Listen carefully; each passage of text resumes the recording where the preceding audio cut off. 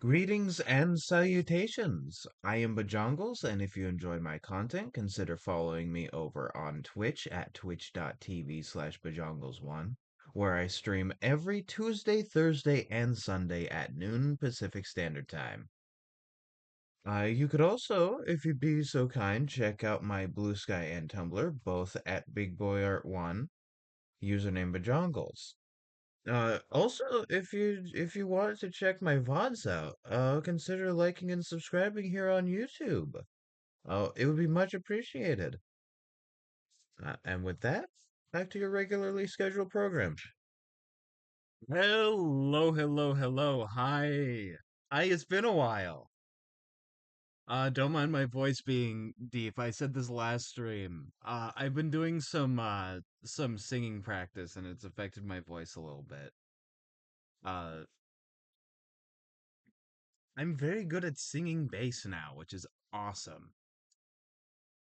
But yeah, no, speaking of music, I'm going to get right to playing my Outer Wilds music. But yeah, no, how are you? It's been a while since you've popped in on a stream. I could tell you've been quite busy.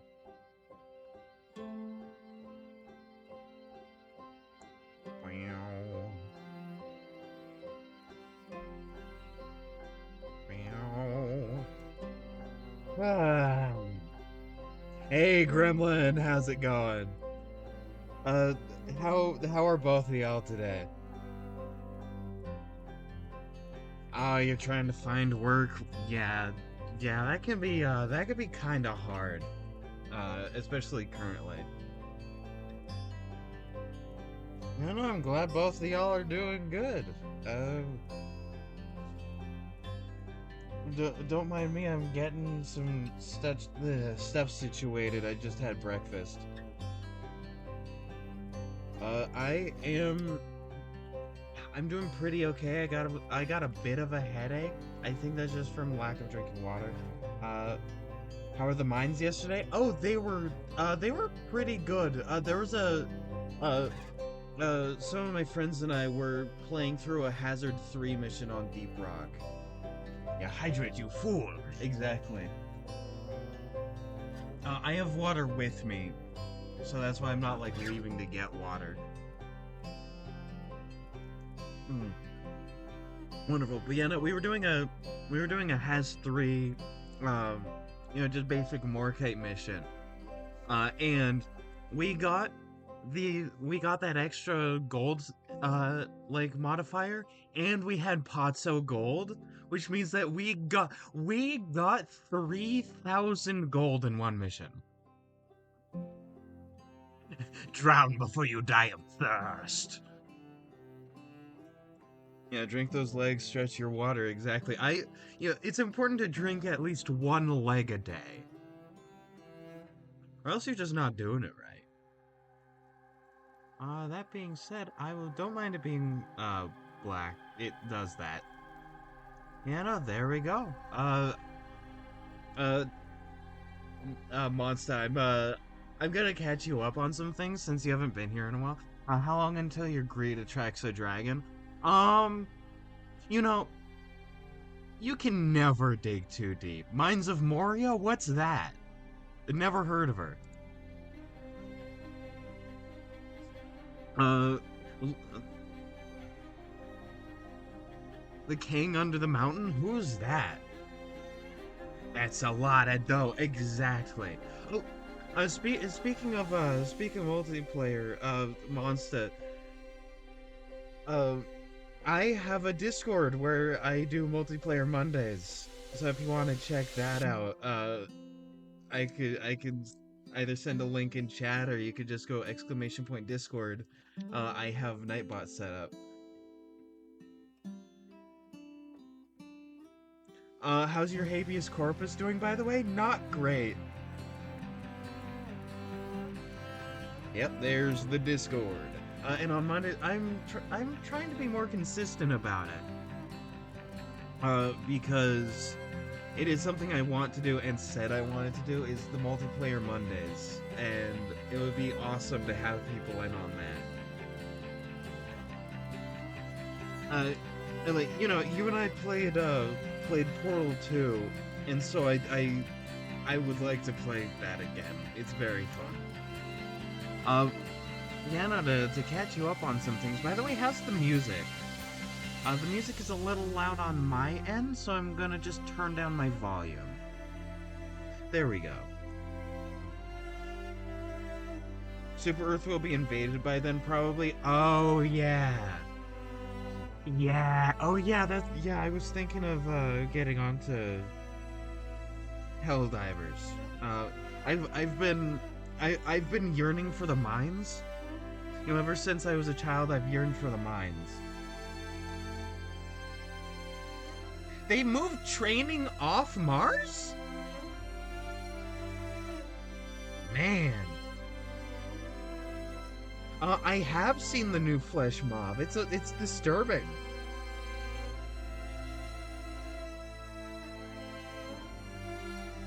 Ooh, yeah.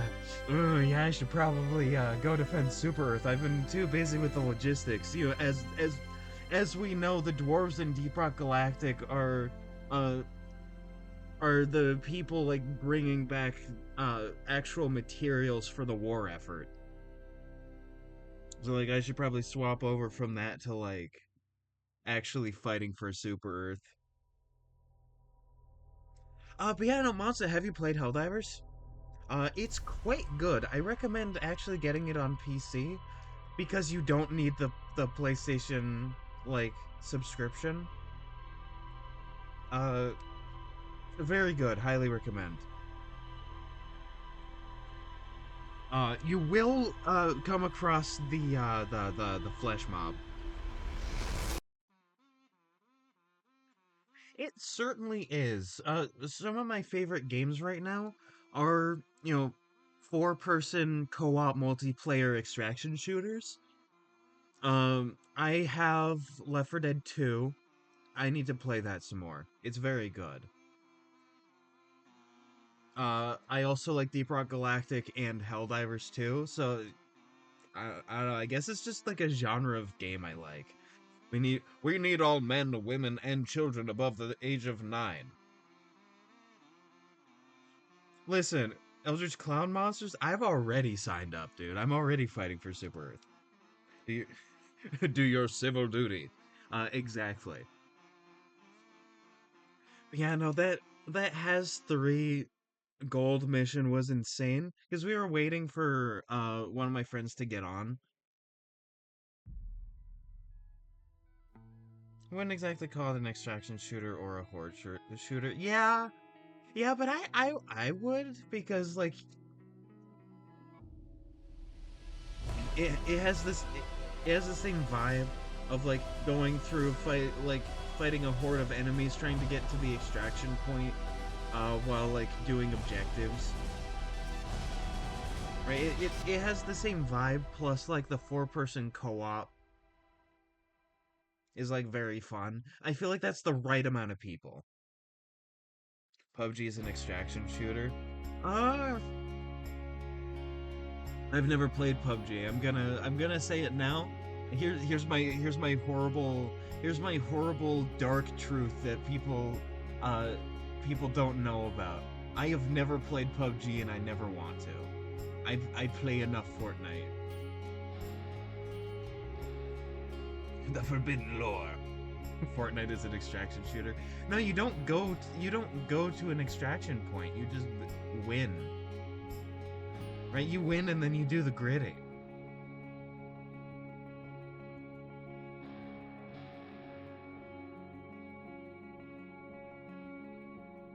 The forbidden lore. Oh, by the way, both of you on the Epic Game Store, Dead Island 2 is free right now. I don't want y'all to get in on a free game late. I've heard it's good. Portal is an extraction shooter. No. Portal is an FPS puzzle game, though. Technically. It's definitely first person, and you shoot, but it is primarily puzzle.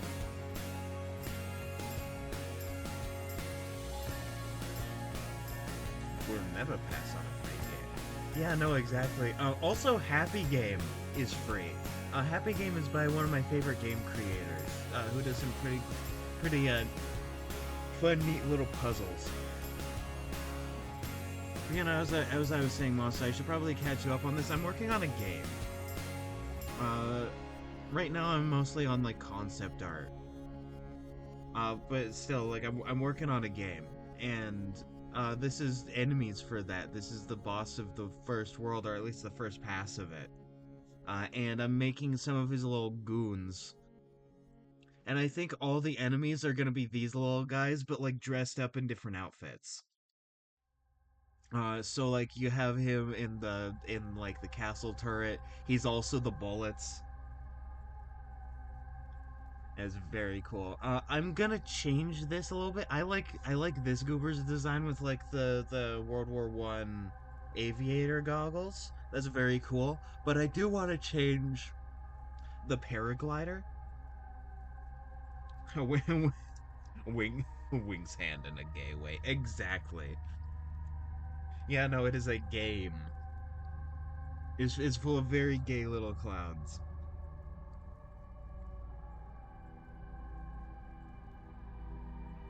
Precisely. But yeah, no, I want to change this to be yeah, no, I know exactly. I know exactly what you're talking about. But yeah, no, I want to change this to be like a funny little mechanized thing rather than like a Legend of Zelda parasol, or not parasol, a paraglider. Yeah, yeah, I assume Gremlin, you're talking about like that one limp wrist where like you like hold it down and forward like that one. You know the gay hand. You know in Super Smash Brothers, you know, you have the master hand and you have the crazy hand. Get ready for the gay hand.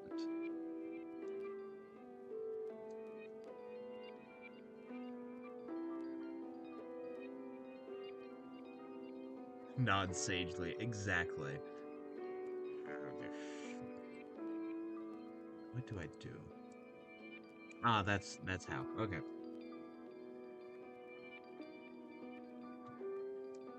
Will it, beyond? Ah, yes, of course. Poob, my favorite social media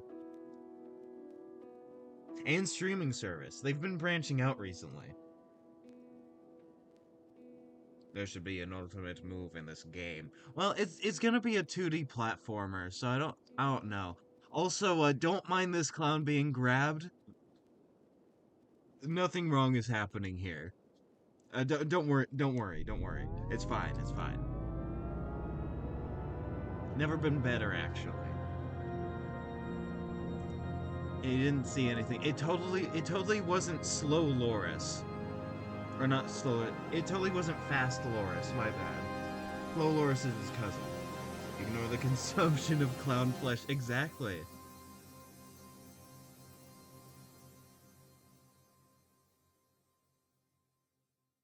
Now, now I know the allegations of us not only juicing the clowns to make clown juice, but also making clown burgers out of clowns. But I will assure you, they are just burgers themed after clowns. We do not take a clown, put in a giant comically sized meat grinder, and make burger patties out of them. We don't do that. That has never happened. That is slander and libel. Don't believe the propaganda. Exactly.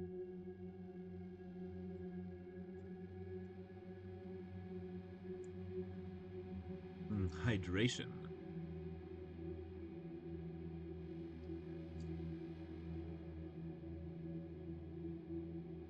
Man, oh, don't believe everything you read in the news tabloids. We are not turning clowns into various different food and drink items. We we have never done this. We will never do this in the future. We are not doing this now.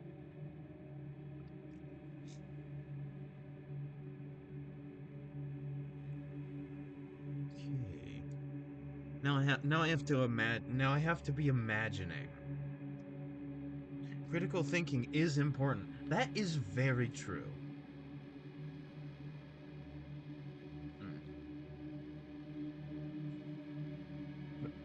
The most honorable clown, Saint Ronald McDonald, denies all allegations of McDonald's TM hamburgers being made of Hamburglar and Grimace meat.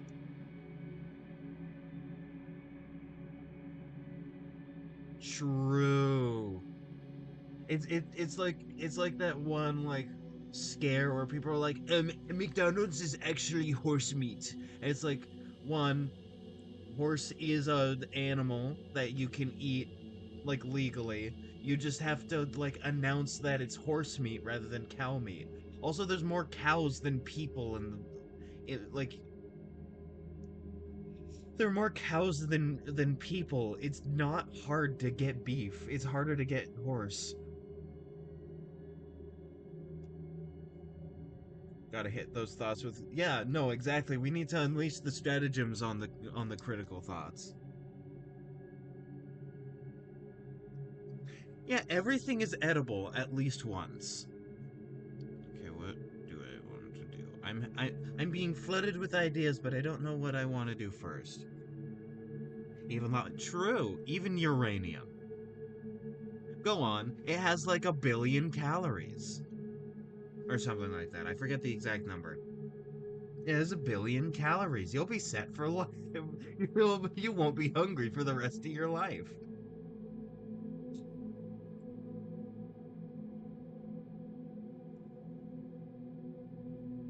I mean, yeah, but you just have to stretch yourself comically like Ed, and or in fact Eddie from hit show Ed, and Eddie.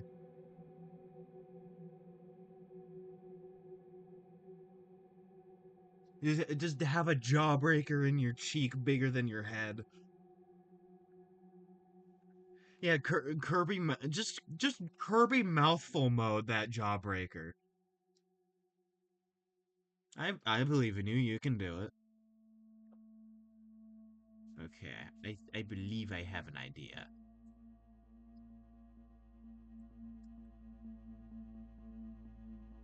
Return to snake. Yeah, no, like one of those egg-eating snakes.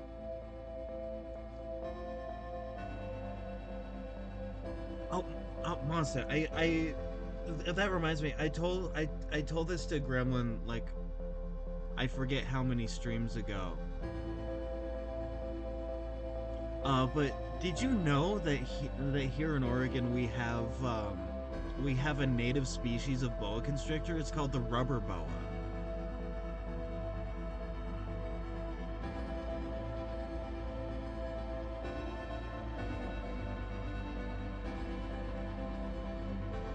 Yeah, it's super cool. We also, I mean, it's you probably already knew we had rattlers. We also have aquatic garter snakes. I didn't know that until recently. But do you have a native species of oregano? No, unfortunately, we don't. We do have a genetically invented berry. Right? We have the Marionberry.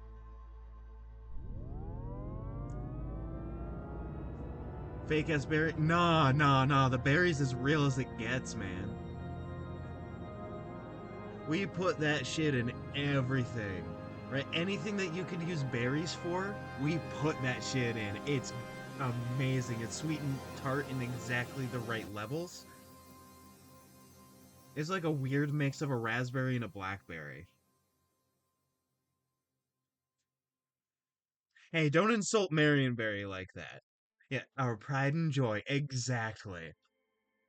Uh, oh, this reminds me. Did you know that or they Oregon is where tater tots were invented? So a bunch of people out east that are like, oh my god, we're the home of tater tots. No, they're not. It's us. Have you heard the news about Hassan, by the way? I have. Yeah, no, he got detained by like border people when he came back from France, and now he's on like mainstream news. Let's go, Oregon. Let's go. Exactly. We also invented the corn dog.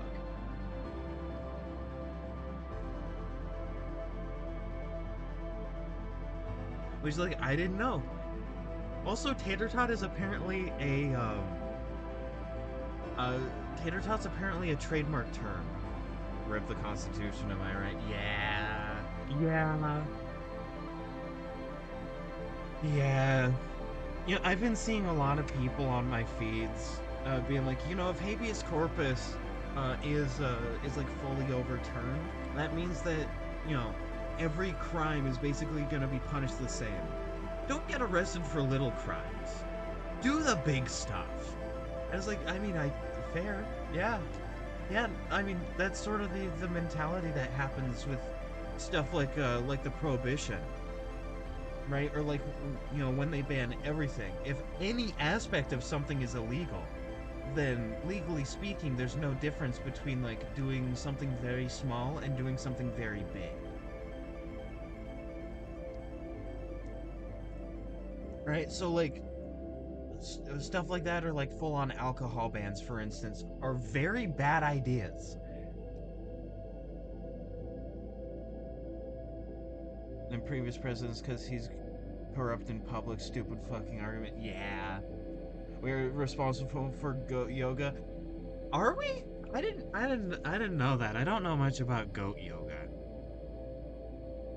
I know about goats and I know about yoga.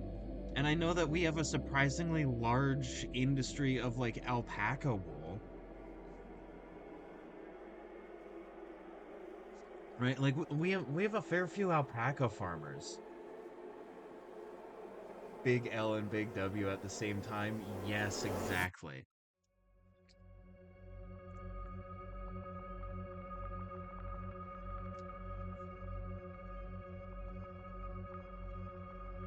Cheer. Yeah, no, that is a and like I guess in particular with the American people, you do not want to suspend habeas corpus. That is a bad idea. Do you know how many people are just gonna shoot cops on sight? Alpaca, alpaca D's nuts in your face. True. You're truing so hard.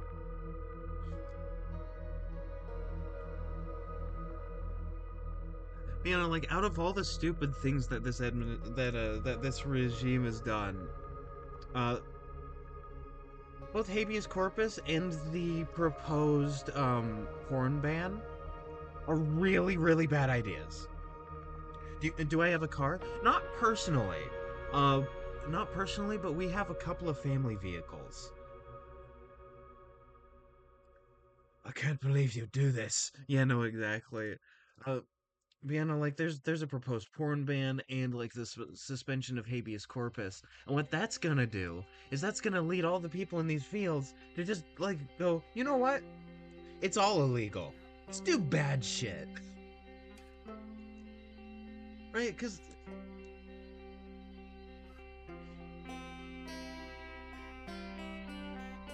oh no, I do. How can you have be an American and not own a Ford F-150? We own a Ford F-150. It's just not my personal truck.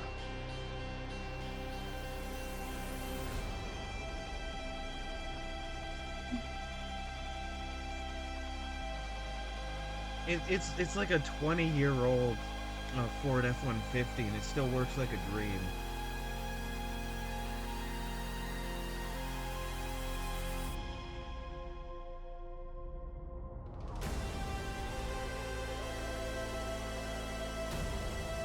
What's the use of the Second Amendment? Uh, when you miss, yeah, no, just don't miss, I guess.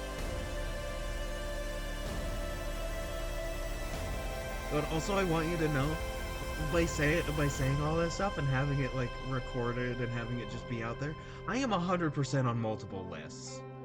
And I want anybody like listening that's that that may be involved in like putting people on lists and dealing with people on lists. Fuck you, suck my dick. I'm gonna keep doing shit. Yeah, once it's out there, you can't take it back. Exactly. So I might as well just be like, you know what, fuck you. If I've got Like, no, I'm gonna keep being who I am. I don't care.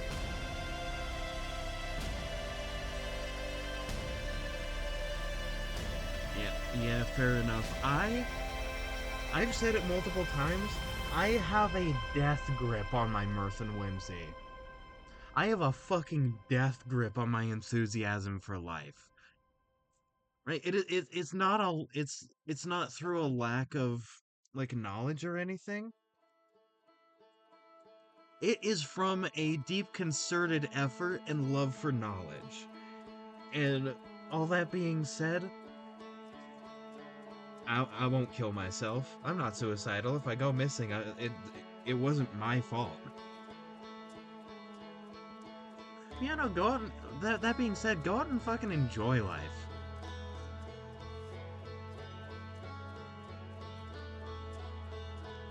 You assume I'd touch Boeing with like a 50-mile pole.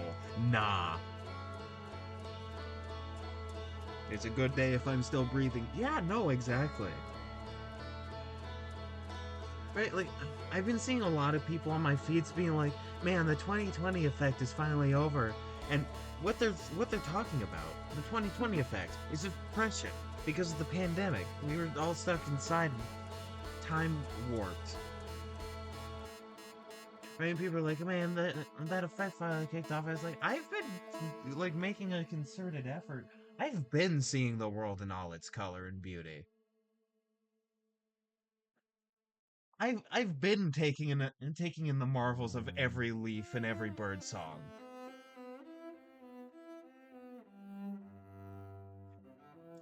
Like I love the world we live in. By the way, Monster, I'm gonna be going back to college in the summer. Uh, I hope to see you on campus. Feels like it would be nice to talk to you in person again. Yeah, I love the world, not the way it makes me feel. Yeah, yep, exactly.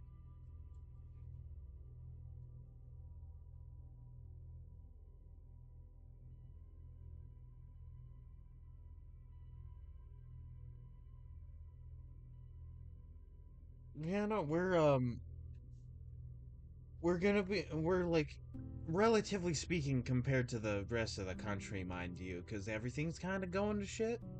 So I can't really say, oh, we're gonna be in a good financial situation, but like relatively speaking, we're gonna be better off than we have been.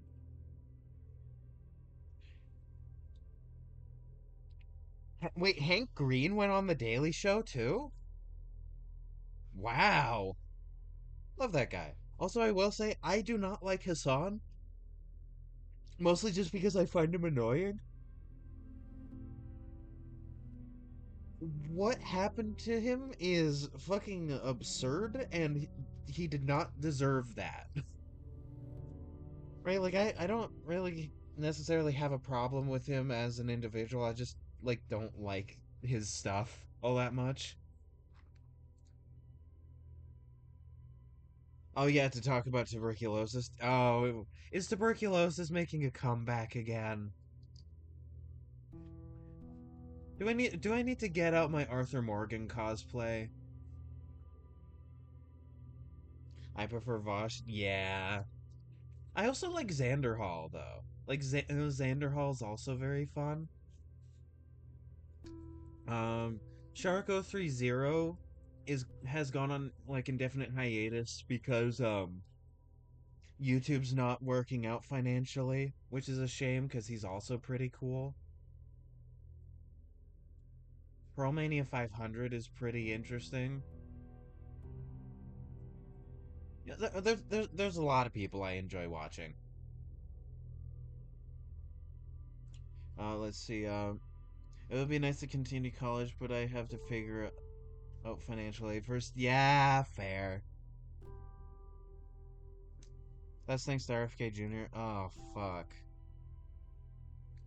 Oh, God. Did you see when he went into, like, shit water with some of his grandkids? Like, he went into actual, like, infected water. In jeans! You don't do that in jeans! You don't go into water in jeans because it's gonna rip your skin off. It's gonna rub you raw.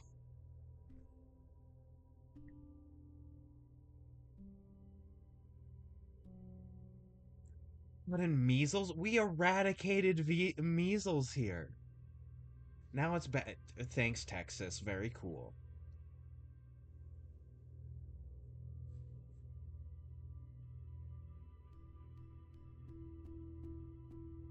God, also, I've been seeing videos from like all of our national parks, and one of them was like in the Florida Everglades, and it was just like showing they're getting fucking unhinged because of like the fact that they're worried about their funding being cut.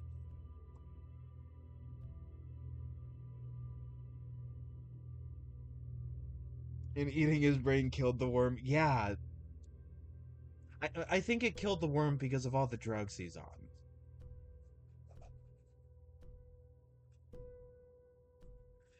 But yeah, no, a lot of our national parks have been posting videos. One from the Florida Everglades, like just showing like the bayou like the bayou cypress and like a bunch of really cool plants and stuff, and the sound. The lead poisoning doesn't do that to you. It just makes you stupid and nutty.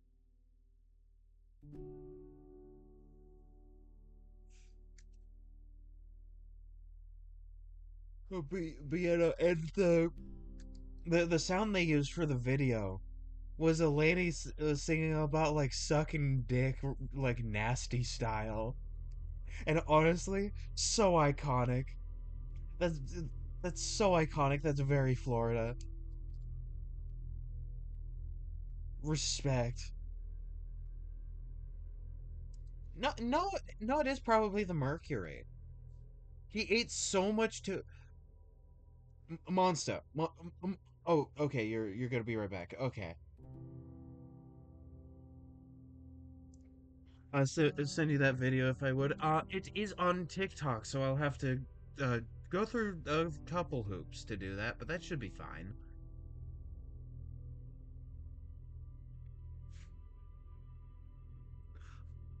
But yeah, no, that man ate so much tuna in one sitting that he got mercury poisoning. That's that's not supposed to happen. That's so much.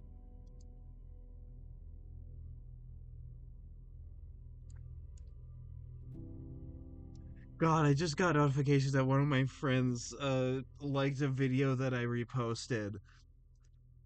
I'm gonna send that in meme chat if I can find it. Hold on, let me go to my profile. Liked. Oh, another person I really like is Chris Valenti.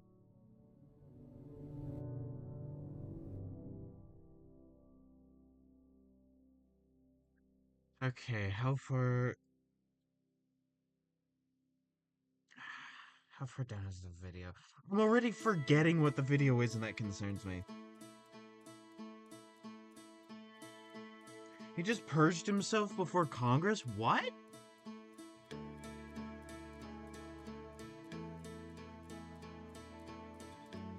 Oh yeah, the Florida singing video. I might be too far down now. Yeah, I'm too far down now. I really hope I didn't forget to like it, because that was like one of the funniest videos I've ever seen.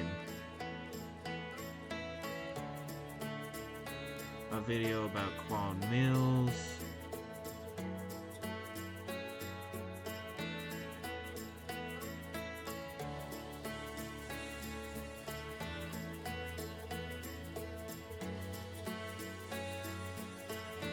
Wrong National Park video.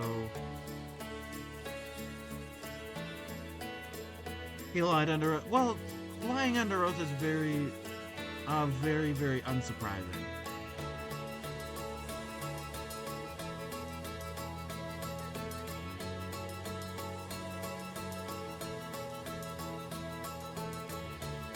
I am putting this in fucking meme.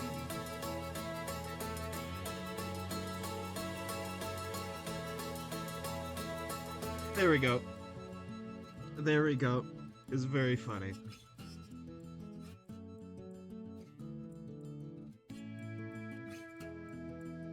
It's just like showing like nature in Florida. It just, I wanna take your penis and put it in my mouth. It's like, that's so funny. That's so funny. Let me see activity. There's somebody.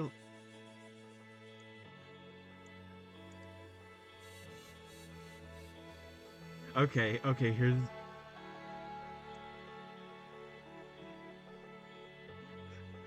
I forgot about this video until now too. Just everybody is going to love your invention, like from Claudia and she has some meatballs, and then the mayor just goes down on Flint Lockwood.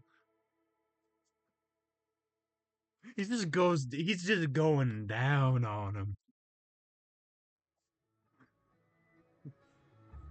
It's so funny.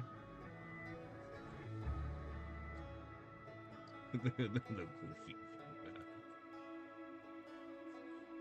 Exactly.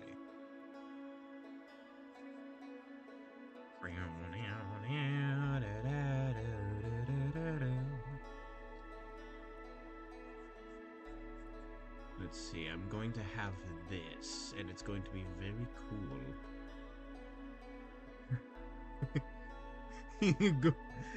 And going straight up nasty style on there. Also, hi, welcome back. Also, Gremlin, as per the previous agreement, in the Far Cry 5 stream, $500 more away from the Trevor Project. You know what you've done. Yeah, no, it's all good. I forgot what I was gonna tell you.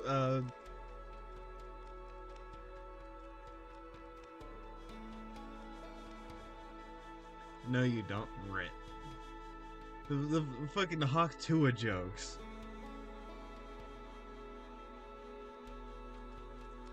I got the memory of RFK Jr. I see you remember in perfect detail how you ran over a bear cub and hit it in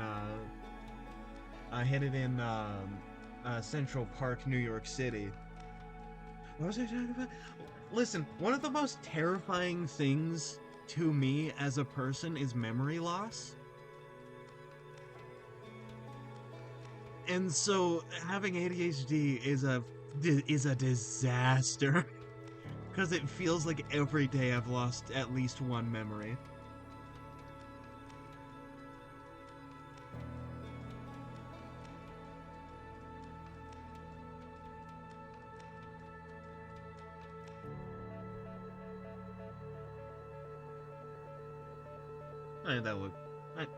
I think that looks good.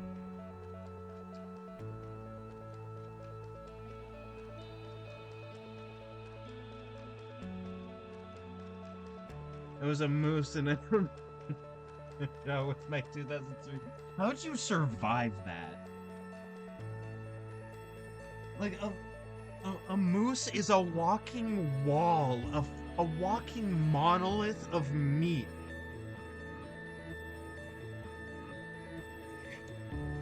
How did you survive that? That kills people. Well, I don't know. I don't know if the moose in Norway are different than the moose in Canada. They're the same species. Oh, you only hit it in the jaw with an A-beam. It walked it off. Yeah, no. Moose are terrifying. I'm so glad that we don't really get those down here. We get elk and caribou sometimes, but not very often. But like, we don't get moose.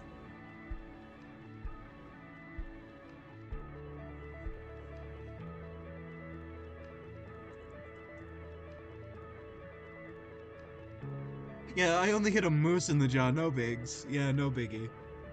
No massive deal. No problem. Surprisingly tasty too. I've heard that.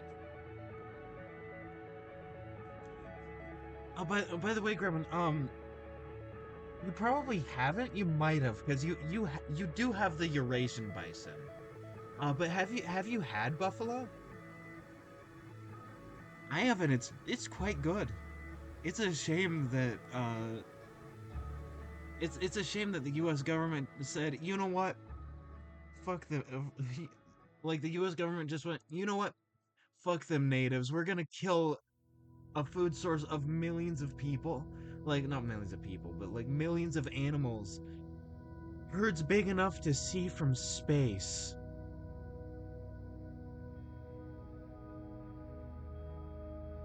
Oh, his first winter alone. Oh, rip in peace, dude. That's not a good first winter. You know, like, but Buffalo's pretty. Thanks, mod, for catching that bot or spam ad. Ah, you see, I'm the mod. I'm the mod in this case. I get a lot of those, like, hello, would you like cheap viewer? Cheap viewer, very tasty. And it's like, no, I'm good. Please.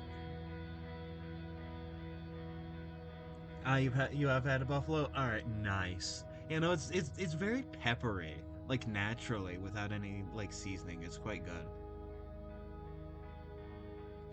No thanks. Please leave me be. I'm going to. If you do not leave, I'm going to start talking like I'm from fucking Sweden.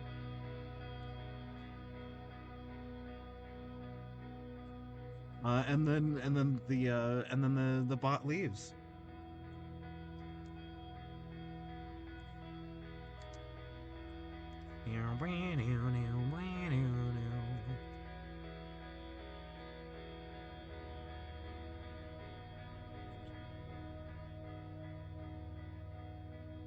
That just means it was about your height instead of taller. Yeah. I think most are taller than me, and I'm tall.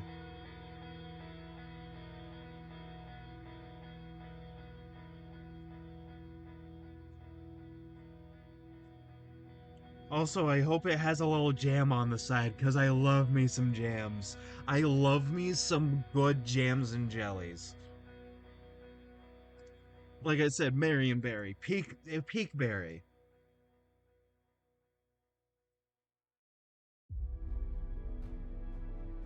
Inside that clown costume? No. No, no, no, no, no, no, no. You see, my tentacles reach all throughout the circus. I'm literally not the clown. I'm literally the whole damn circus. Love jam spread, love seeds though. Yeah, fair enough. Depending on when it's on, I don't mind the seed texture though.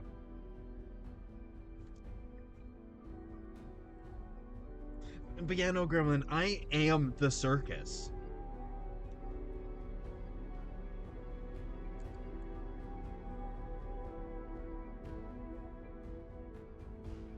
You're still 125 centimeters in my heart and soul.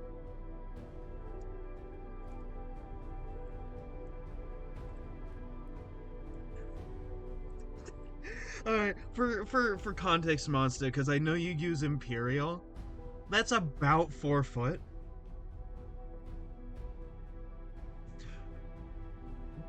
Grandma just accused me of being a mainlet.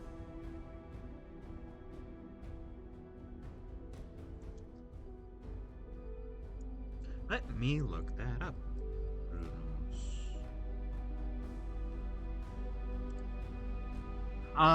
I see a cheese. Oh, that looks so good. Yeah, I'm not a manlet. I'm a full man. Objection, Your Honor.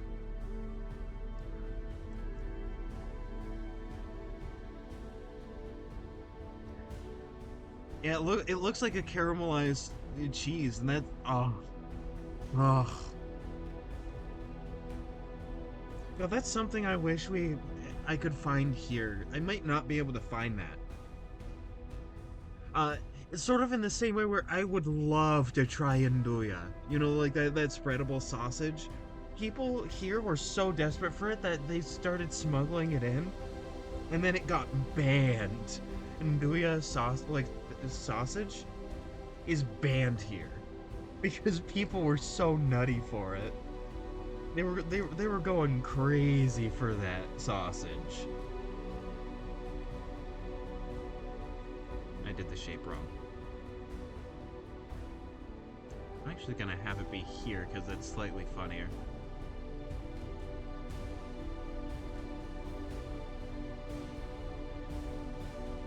I see. You better let me keep streaming though. Right? If you're gonna kidnap me and keep me in your funny Norway basement, I better still be able to stream because I love doing this shit. All right, yeah, you got yourself a deal.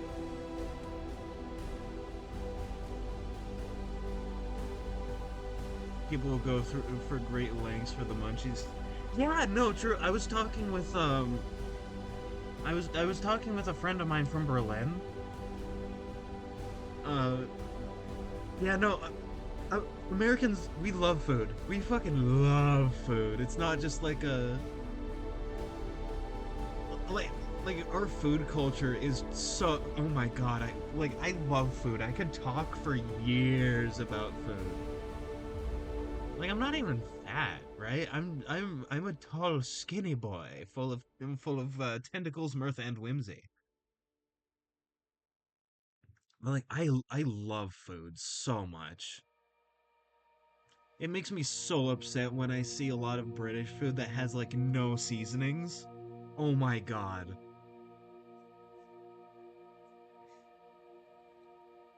Now that reminds me, both of you, have you ever put cinnamon, like when you're cooking a meat, any meat really? Living my best life, exactly.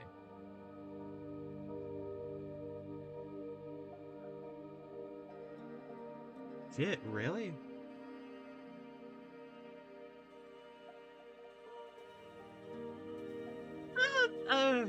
That's not too bad, but again, it's Norway. Like again, it's Norway. We have to talk about comparisons here of like what's hot for a place and what's not hot for a different place can be the same temperature, right? It's not like for us. It's not exactly early in the year for that temperature, but again, Norway. Yeah, and it's in the middle of the. Oh fuck! It's okay. So Monster. For context, because I'm sort of translating it as we go. That is about 63 degrees Fahrenheit.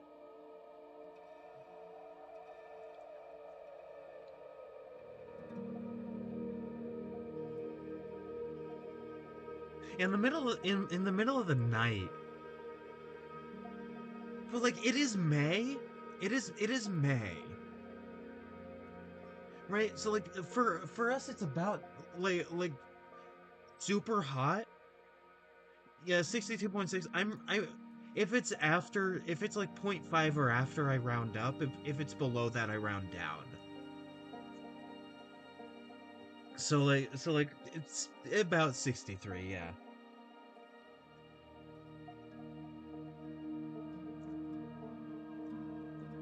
Listen, Monster, you know Oregon weather, right? You're also an Oregonian. It's like that's not a massive temperature here, right? Like that, but still, in the middle of the night is absurd. Like you don't get those temperatures until like next month. An oregano man, exactly. But yeah, no, like I think like the hottest it's gotten in the summer is like, hold on, 117 F to C. Uh, it's gotten to about like 117 Fahrenheit or like 47.2 repeating degrees Celsius. So like it can get up to 47 here. That's not even the record temperature. Right? That's just like how hot it gets in the summer. It's insane. And that's coming. That's coming in June and July. I'm not excited. We do not have air conditioning in this house. You know, that is absurd. That's evil. Those are evil temperatures.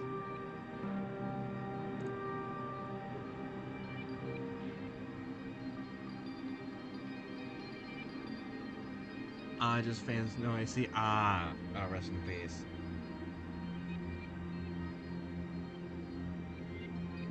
That's at 23. That's not too bad then. Not,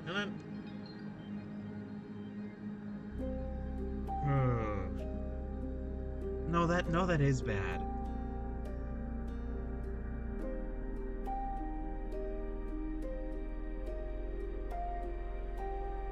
That is bad. That's like summer night temperatures, right? So like around that time, it would be that temperature in June and July. That's not that's not great. That's not a great temperature.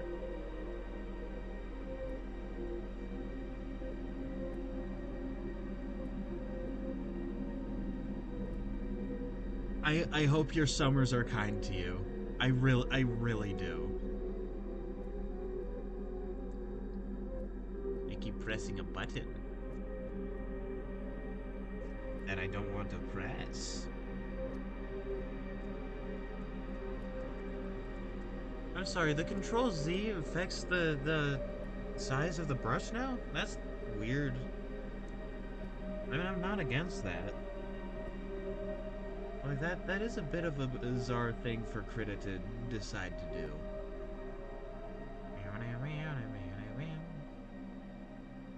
I don't know.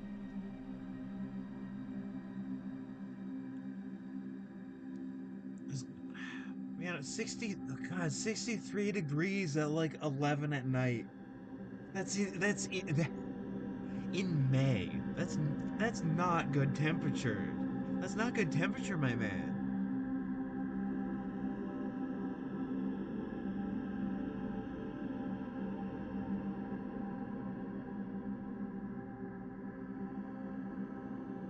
Sending you our best. Exactly. Speaking of sending our best, did you know that people are leaving the U.S. at an unprecedented rate right now? Like that's unsurprising. But like, at this time of year, if you're at the top of a mountain or a forestless large hill, you can see the red-orange glow of the sun the whole night. Oh, okay.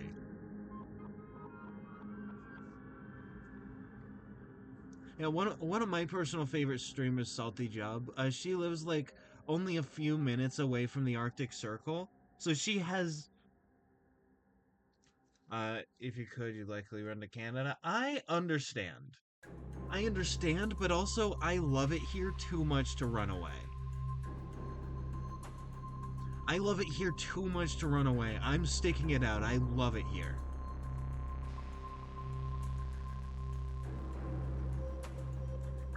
That is gorgeous. Yeah, no. It could also be apocalyptic if you look at it the wrong perspective.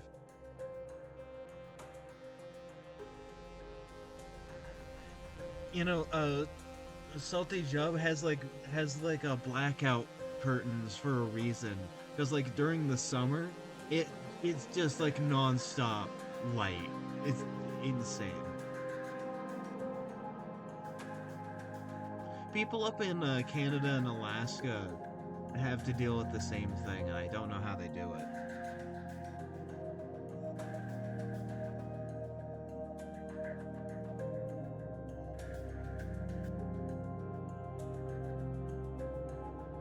Look at this little, look at this little guy, and then I can just go, wow. And now he's evil and angry and going to kill you with his 250 megaton bomb of a body. Actually, no, 300 megaton. Sorry.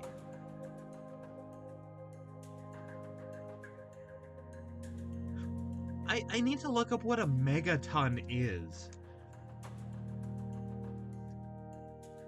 I drove home to the sun rising the other day. It was beautiful. Yeah. God, I love sunrises. The sunrises out east in like the Great Plains are unparalleled. Same with the sunsets. Right, they're gorgeous. Like you can see it stretch across the horizon as far as the eye can see, and it's just that like beautiful gradient of color from like a peachy orange to like a beautiful warm purple. It's so, oh my god, it's so good.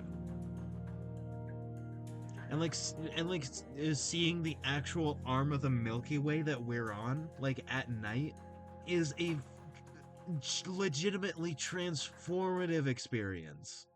I I love the world we live on.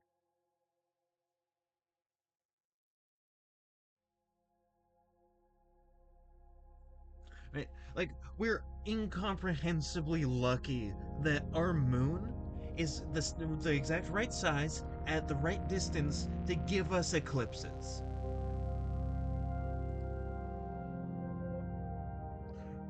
Breaking news, Earth is kind of dope. Exactly. It's awesome here.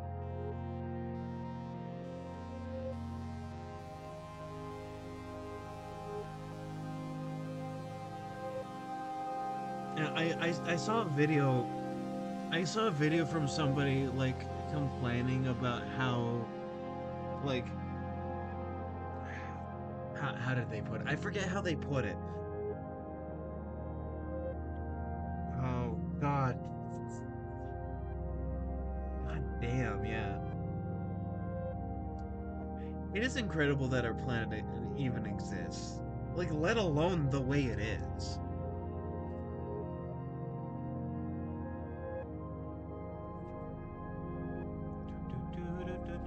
Eyebrow. Eyebrow. There we go. Man, and I've talked about this before, but since like you weren't here, I'll say it again. I want to do a series where I do a bunch of research about our natural world around us, starting like centering around um here, right? Like centering around my home. Not literally my house, but like, my region of the world. And sort of spreading out from there. That would be so cool. And I need to get like a fun PNG tuber model. I need to work on that. Not gonna be nearly the first thing that like I'm gonna work on because I have a bunch of other assets I need to do. But I'll be able to do that because there won't be a VOD on Sunday because last Sunday was Mother's Day and I didn't stream because I was celebrating it with my mother.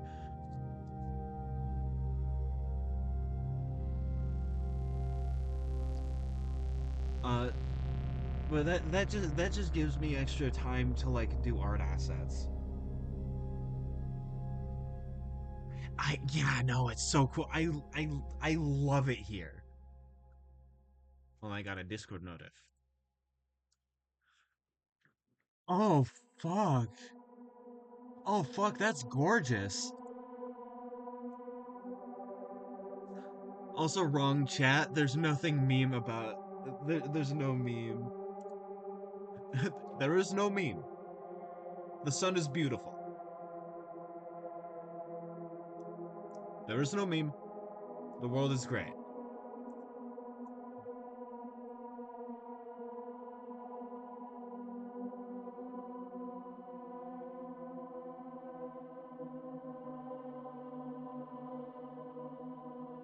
I forgot to wave hi to you when you joined the Discord, by the way. So I'm doing that now. Yeah, you have officially been waved to.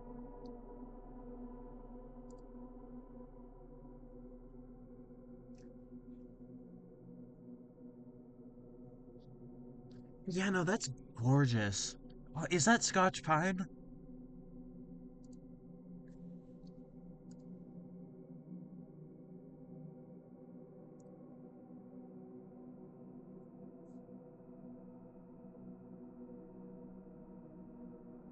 Oh, that's so pretty, especially with like the clouds near the horizon. That's so good.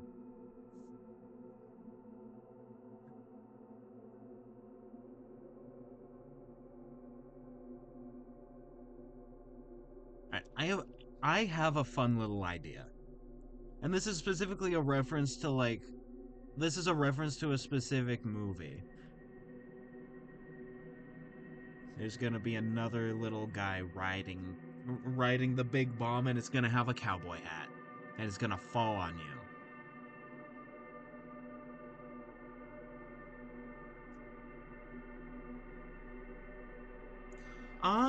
Ooh.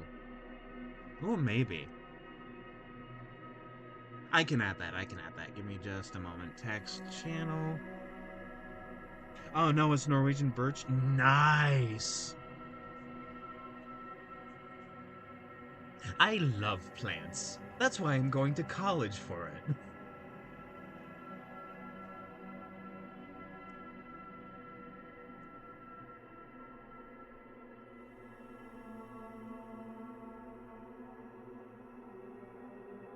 Create channel.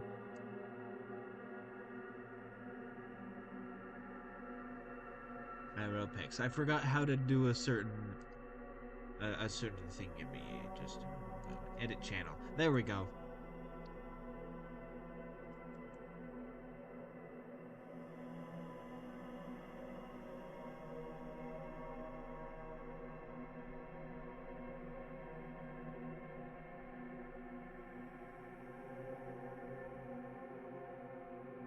There we go.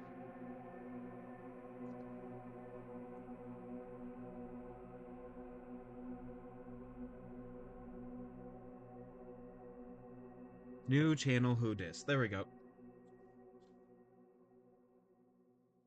Awesome. But not stellar at identifying them. You are fine. You and I have about the same level of identifying plants. We took the same class. You did fine. Your herbarium was great.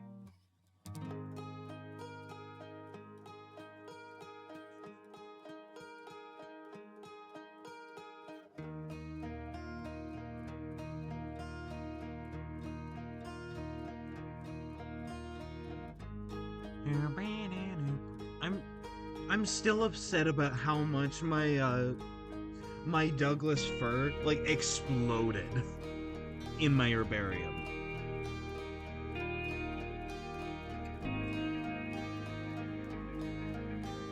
I mean maybe. I guess we might all do better with that.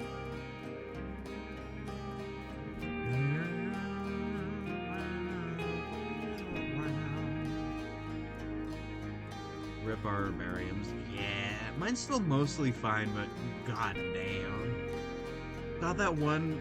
God, the Manzanita, or not the Manzanita, the not the Mahalamat. It's related to Mahalamat.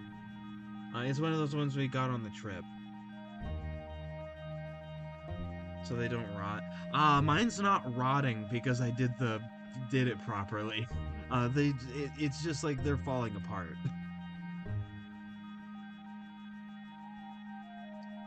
You need to make sure to dry them out properly and swap out the stuff you use to press them, like the paper towel, so that the moisture doesn't add up and then make them rot.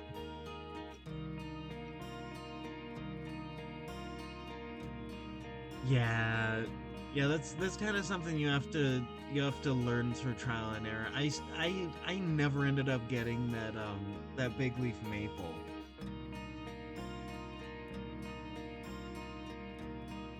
Right, like the entire term I desperately wanted to add it to my herbarium, and I never managed.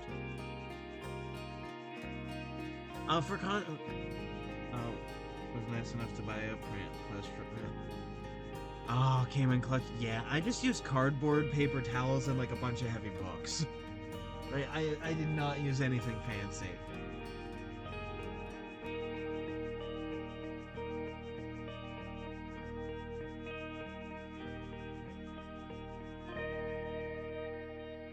Meanogram for context, an herbarium just means like a plant museum. Usually it's like a bunch of plants pressed, put into sheets, and then put into like a catalog book.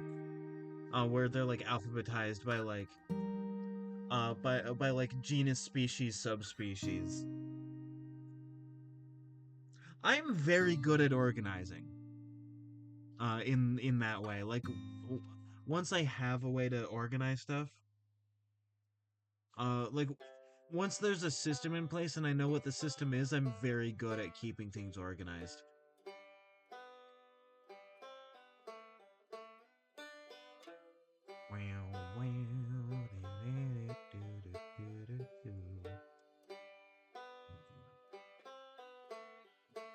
Oh, I just had a game idea. I just had a wonderful game idea.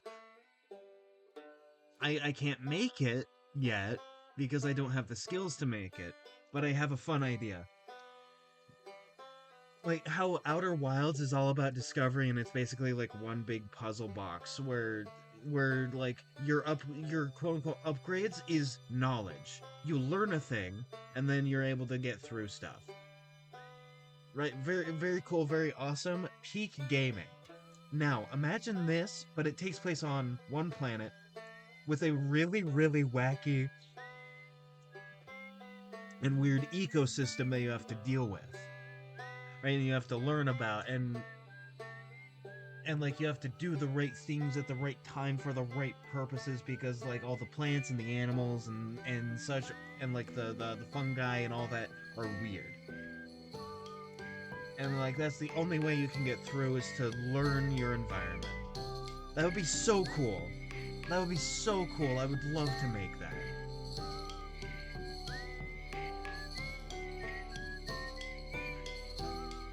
I don't know, but I don't know about the best game ever, but it sounds like it would be super fun. Like I don't know, I'd like to make that eventually. I have a bunch of games that I want to make. I want to make that. I want to make this one that I'm working on right now. I want to work on another platformer. Metroidvania thing. I want to work on like a team-based like class-based shooter, sort of like a weird mix of like TF2, Deep Rock Galactic, uh, a bit of like the more the style of game that things like Overwatch and Marvel Rivals are. Like stuff like that. That would be so fun also.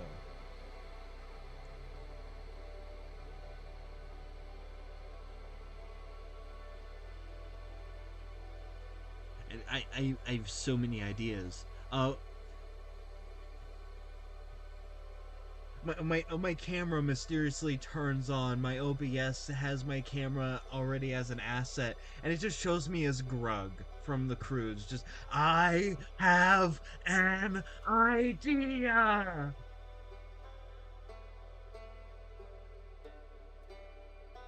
Listen, I've always loved the Croods. Right, this like current resurgence of Croods in the popular zeitgeist is very fun to me because I've always liked that movie. It's very good. Looking back at it, the family in the Croods is like the most American family I've ever fucking seen. They get breakfast by playing football with an egg. I'm lucky I get to drive. Ooh, God, that's gorgeous. Yeah. God, lucky.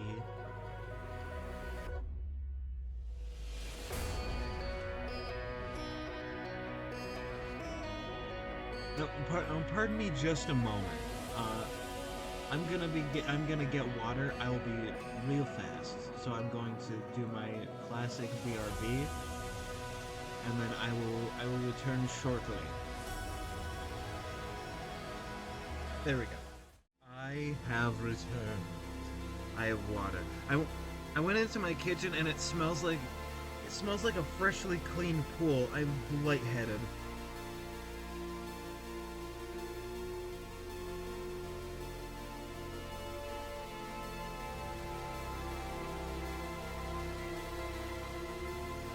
Oh, Yeah, I'm glad to be back. But yeah, no, it should be fine, Monster. I do my best to like read out and talk to. Oh, like when there is multiple people, I try my best to read everybody's messages so that like everybody gets attention. Gotta love that chemical stank. Yeah, it's. I'm assuming it's bleach because it's a freshly cleaned pool smell, and I am a little bit lightheaded. um, but I'm here now, and my room has fresh air. Mm.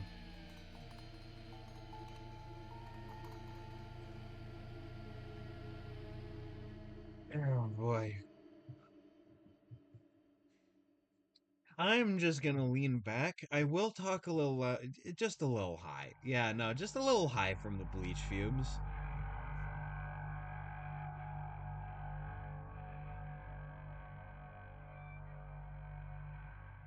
Yeah, don't worry. Don't worry. The bleach has never hurt anybody.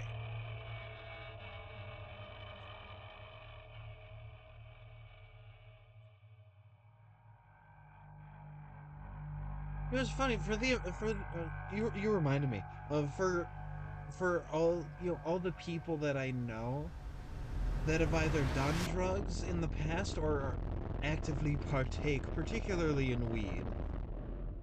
Mind you, because again, this is Oregon, right? Like we are the weed capital of the country,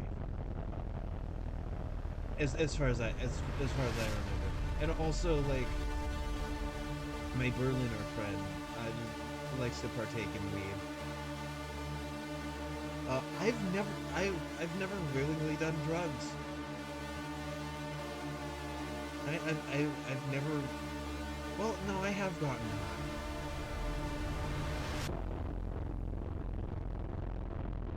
high. I have, but I've never like taken drugs. Uh, God, I will tell you one of those times, and I kind of don't count it. Tell that to the hollows. Yeah, exactly. Uh, one of those times I kind of don't count because it was for like a medical thing. I got all four of my wisdom teeth pulled because they were starting to come in, and I got hopped up on like that stuff they give you, and I cannot express enough how much it felt like my eyes were being opened because it was the first time in like my entire life that I've never had it that I didn't have anxiety. Right? The anxiety was gone. I felt good. And that is a incredibly dangerous feeling to have when you're on anything. Is that like suddenly you're at peace. And that's dangerous. And I realized, man, I don't want to have this happen anymore. You were drowning and didn't even realize it. Exactly.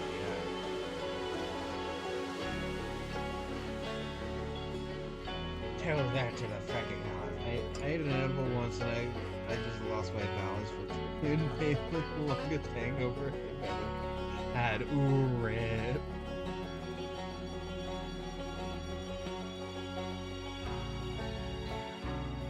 Also, I will say I've heard from a lot of people that like that smoke weed regularly that like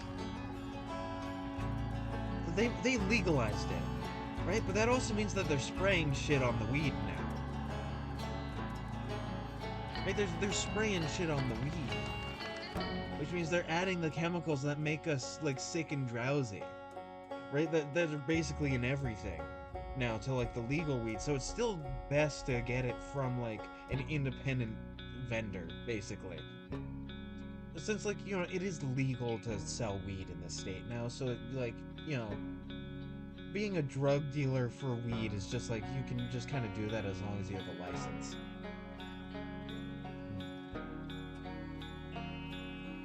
Right, but still, like, you don't want any of those fucking chemicals that they spray on our produce.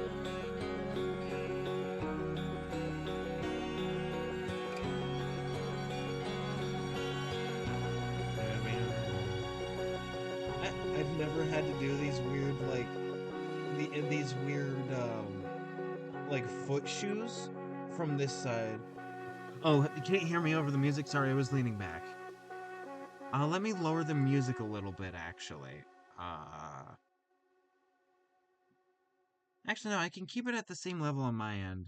But then I can sort of like lower. How's that?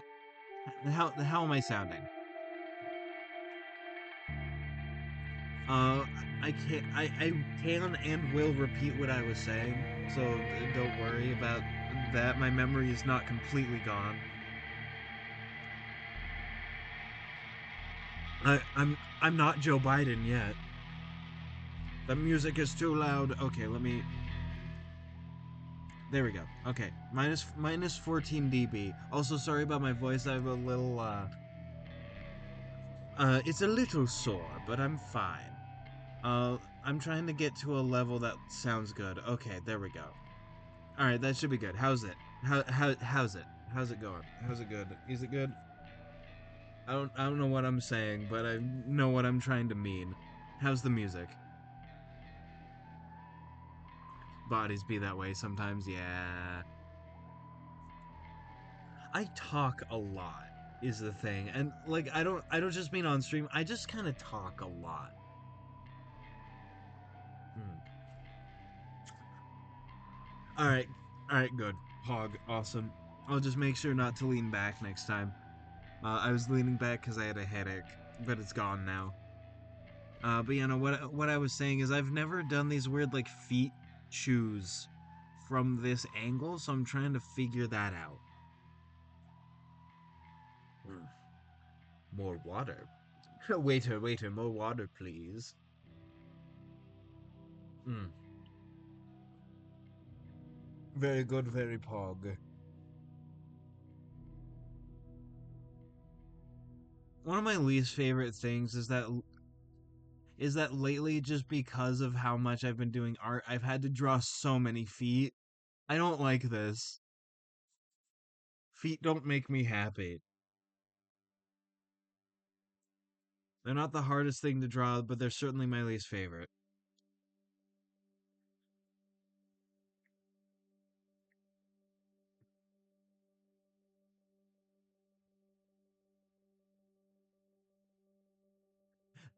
Oh, the price.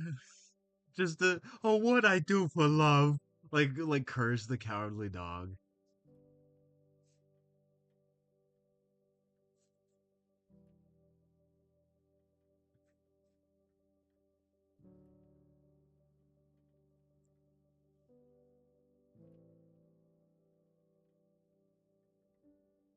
Hmm.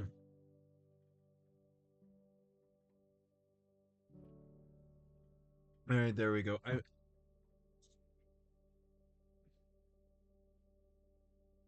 Come on, you can develop a foot fetish. We believe in you. Sorry, my brain's not wired like that. You see, unlike a lot of different fetishes where you can just sort of develop one, uh, foot fetishes are because of a weird like brain wiring thing. Right? So like sometimes people's brains are actively wired different and that just gives them a foot fetish. The most cursed cheerleader of all time. 2, 4, 6, 8. Who do we appreciate? Oh God.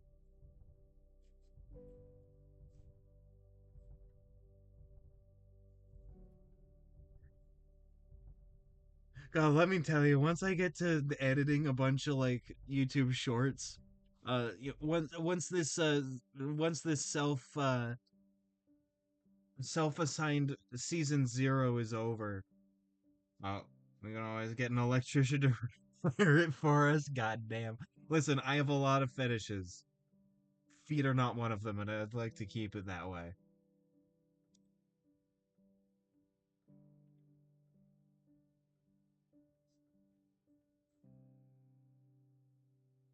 Like once this self-described season 0 is over, once I get all the art assets done, I'm gonna have such a good time like editing like a bunch of shorts. It's gonna be so fun. I've sort of developed a love for video editing, I think. It's definitely the most difficult part of what I do. But also it's quite rewarding because I get to just like make a thing better.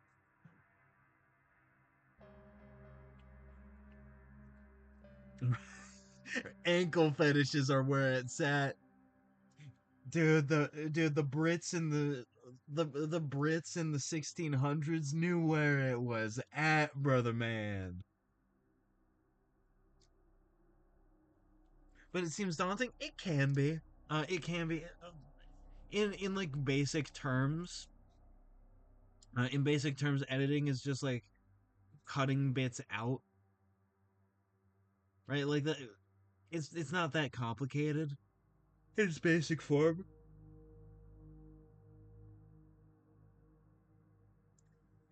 Just hey yo. No. I get what you mean. No, I 100% get what you mean, but also like say the 1600s English knew where it was at, brother man, with the ankles.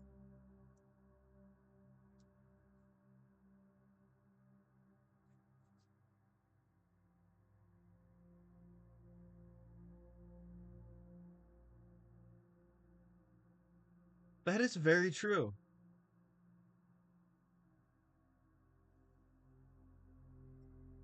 Yeah, true. Ass fetishes are on top of that. That is true. Literally and figuratively. I mean, have you seen their figure? Like, goddamn.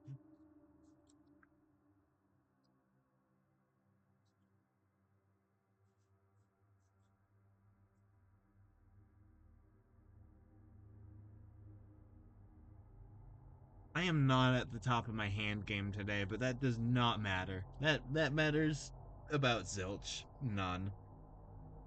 Intellectual fetishes. Exactly. The one fetish to rule them all. One fetish to bind them.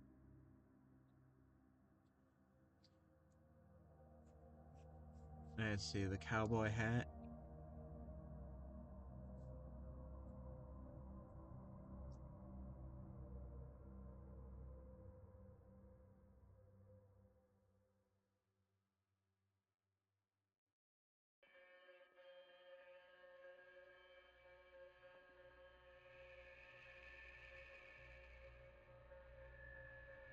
Behold, cowboy hat.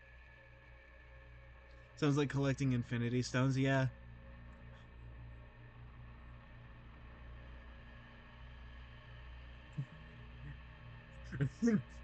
To look at literally anything and go, joke's on you, I'm into that shit. And then you like rewrite reality. Fuck you.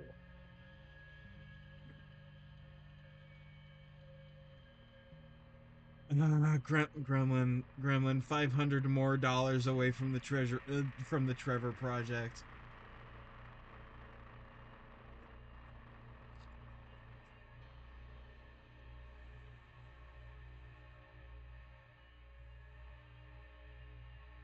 You know the rules about Hawk Tuah.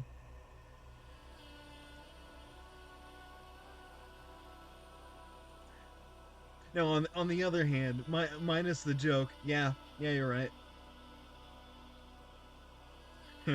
So do I. You know the rules, and so do I. Commitment's what I'm thinking of. You wouldn't get this from any other guy. I just tell you what I'm feeling. Try to make you understand. Never gonna give you up. Never gonna let you down. Never gonna run around and desert you. Never gonna make you cry. Never gonna say goodbye. Never gonna tell a lie and hurt you. Because it's a good song. Never gonna let this joke die. True.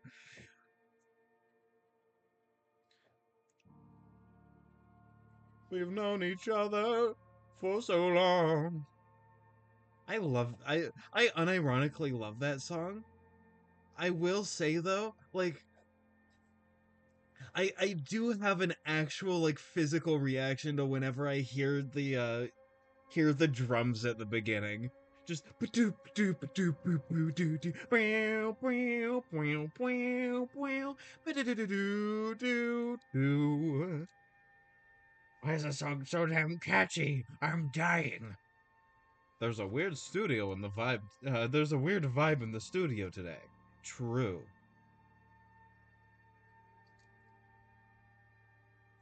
True, but also when's there not a weird vibe in this studio? Like, let's be honest. I'm a funky weird little dude.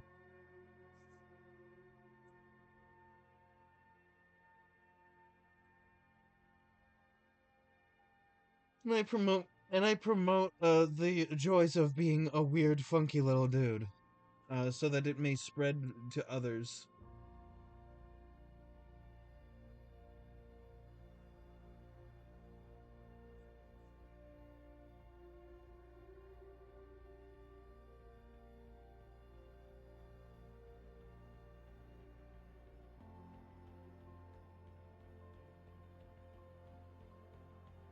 Let my inner cockatiel shine. Man, I can't believe that you're the villain from Rio. I'm a big fan.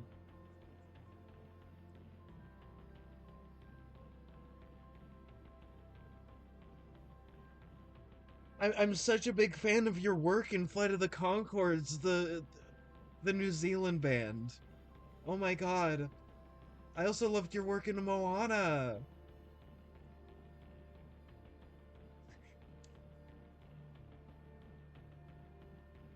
Listen, you either die a Nigel or you live long enough to see yourself become a Brit.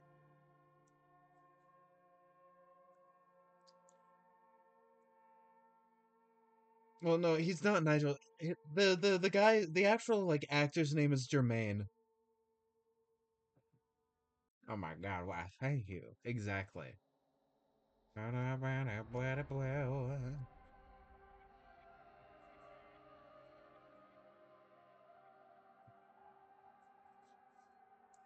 I don't think I actually needed to draw this one fin, but I did anyways for structural reasons.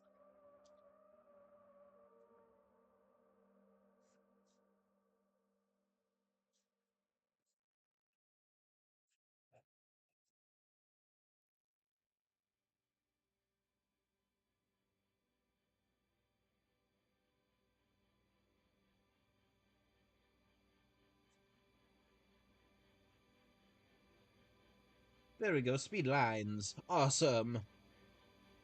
Yeah, the bird is named Nigel. You are correct. Why am I leaning back again? I told myself I wouldn't. Gotta move speed. Gotta go fast? Nah, gotta go speed. More water.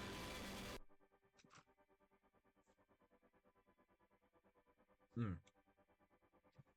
And this is a reminder to all y'all. Make sure to stay hydrated. Hydration is very important and also awesome. Make sure it's water. Make sure it's water or some variation of water because that actually helps your body.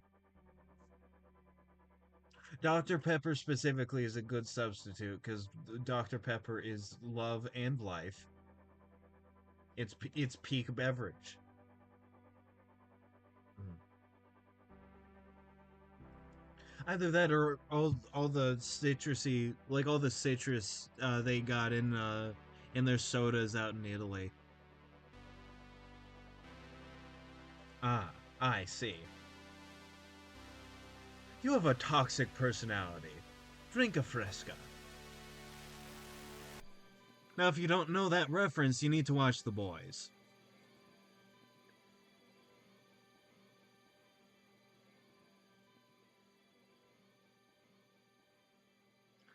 Good show could be a bit better, honestly.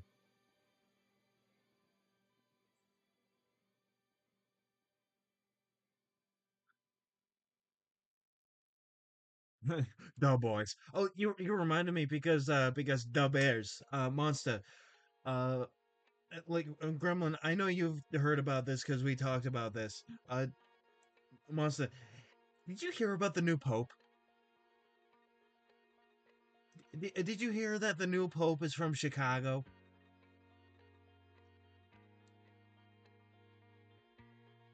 We got a boy from Illinois.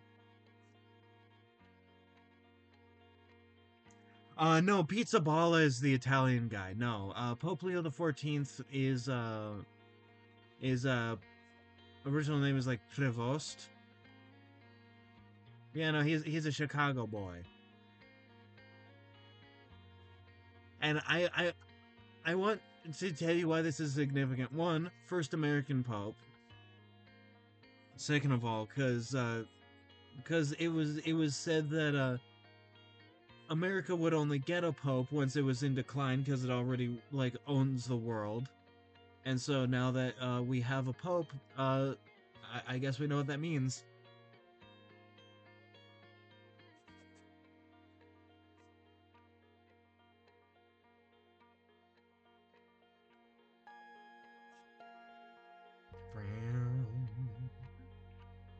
But also the fact that the person that said that, like the quote that everybody's talking about, it's an earlier quote, but the person that talked about it, uh, is somebody who was elected to Trump's cabinet as like a faith advisor just a few days earlier. Deep dish is now the official pizza of the Catholic Church in honor of Italy.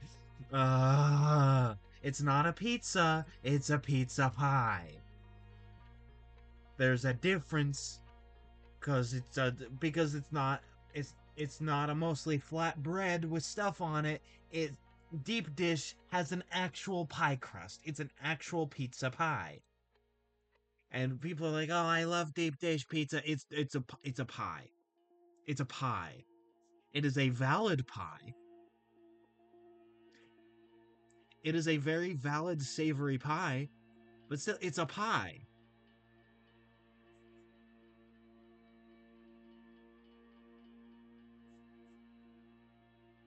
I have very strong pizza opinions. I have deeply strong.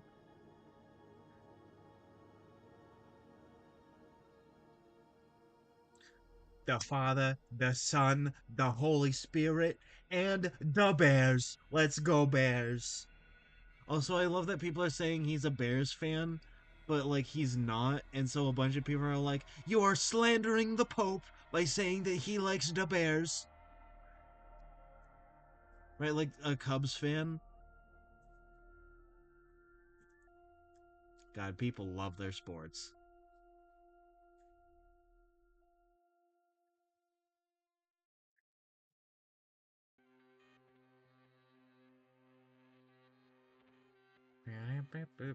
But yeah, no, he's really putting the alt in Pope. Being from the Midwest like that. Mm. Blessed hydration. Give me. Don't know a single avid sports fan IRL. All. Yeah, same. I used to, but I don't anymore. Hmm. All of them were either Ducks fans, Blazer fans, or or like Lakers fans. I don't know why Lakers fans specifically, but like there are a lot of Lakers fans. Yeah, that is true. We are a bunch of nerds.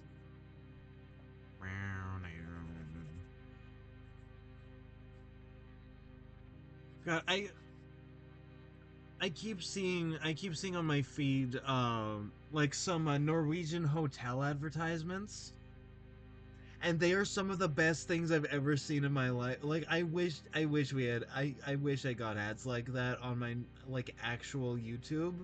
So bad. Cuz like the lady that does it is sounds wonderful.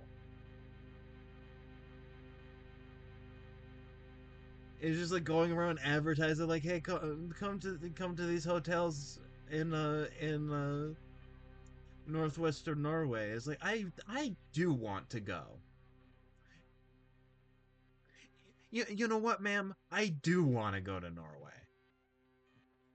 I wanted to go anyways, but like now I really want to go. I also want to go to Germany because I want to meet up with my Berliner friend and have like a food tour. I think I just need to go to Europe eventually, like in general. I also want to go to Ireland. I want to skip England entirely. I'm sorry, Brits, but like I'm skipping your country. Mm.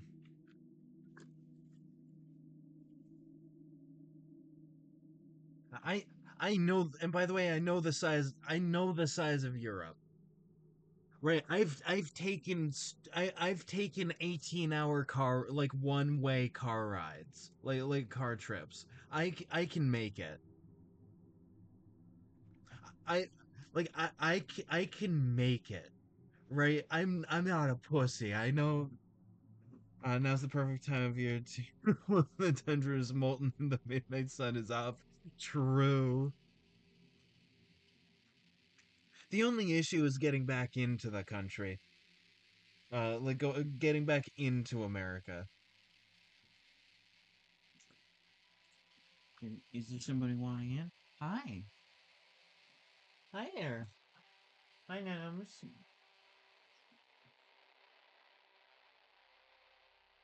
Pristine conditions. Yeah, exactly. You know, with what happened with Hassan and the fact that I'm very vocal about my disdain for the current regime, uh, I feel like I might get pulled in and detained by uh by border people if I come back and they're like, "Hey, we saw you talk about this shit."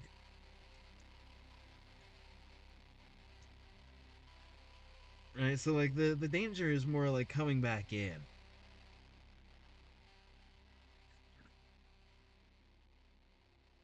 Mm. Water.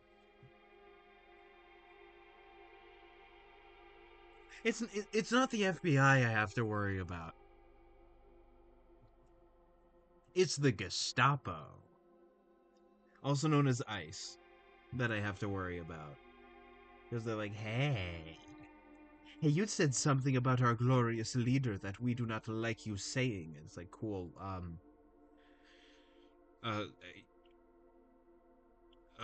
cool.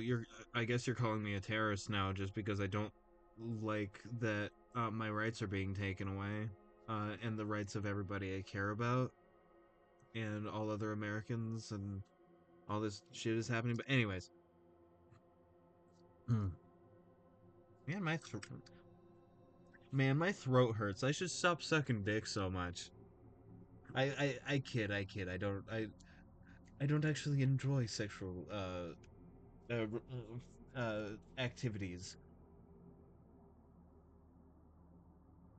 I like keeping to myself when it comes to that kind of stuff. I like doing stuff by myself. I honestly don't like doing it with people. Yeah, exactly. If you wanted to experience the Norwegian youth culture tradition known as a oh, what's that all about?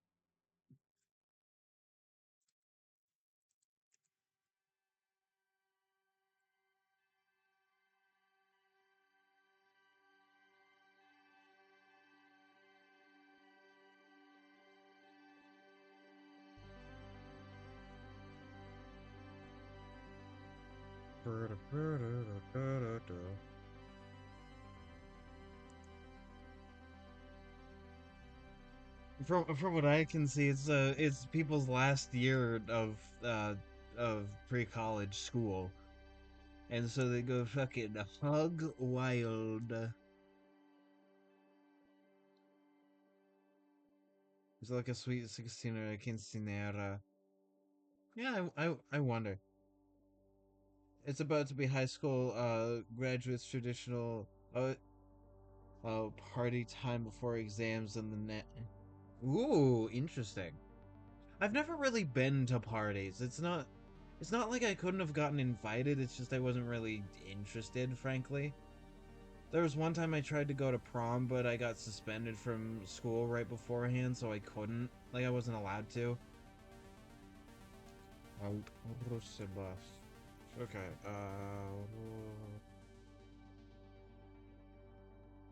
Norway.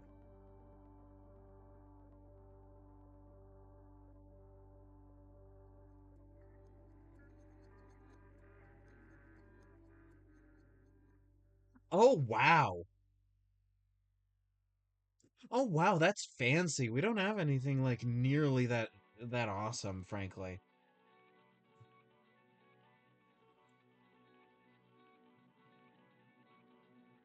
Often earning knots in their calves by doing dares and challenges. God, that's awesome.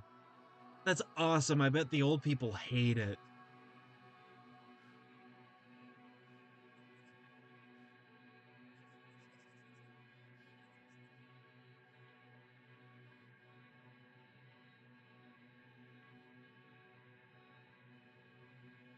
God, that sounds fucking epic.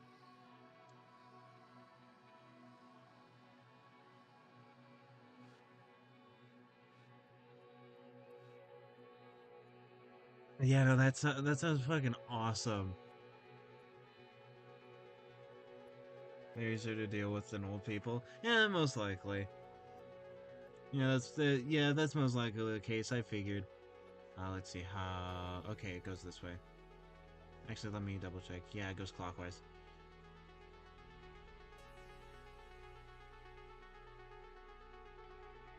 There we go. Fun little detail I really like about these goobers is that they have spiral eyes. Piano, that sounds fucking awesome.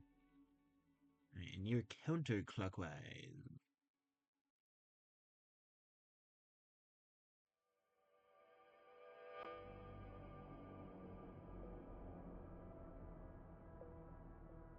Wait, no, wait, no, they have pupils. I have to do a funny circle in their eyes.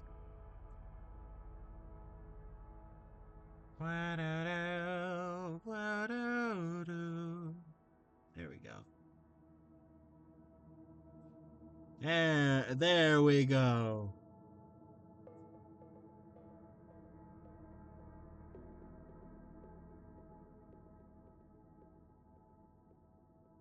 Awesome. Epic. Hog.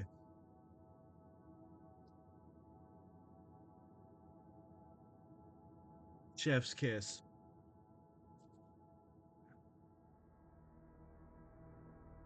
Hmm. I will say with this though, I think I'm going to readjust it a little bit.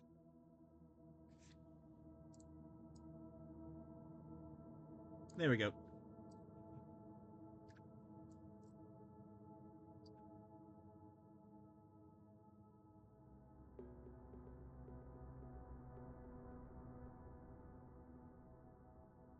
You may not like it, but this is what peak male performance looks like.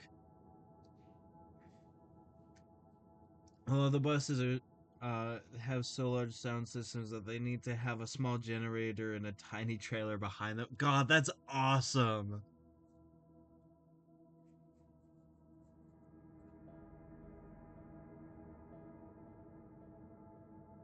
I bet other places in the US have like party buses like that, but they're usually for college. I mean, like those kinds of things are usually for college rather than like high school. Hmm. Oh boy. May 17th. Oh. Oh wow. That's just 2 days away.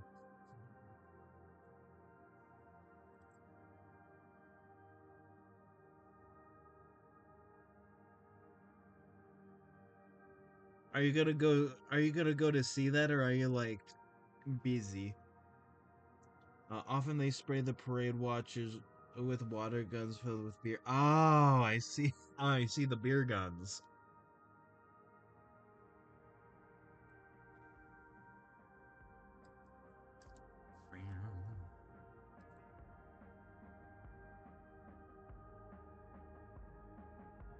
God, I just remembered, and this is unrelated. I've been seeing people like complain about Swedish tacos, and then I looked at what the French do. I look at what the French do.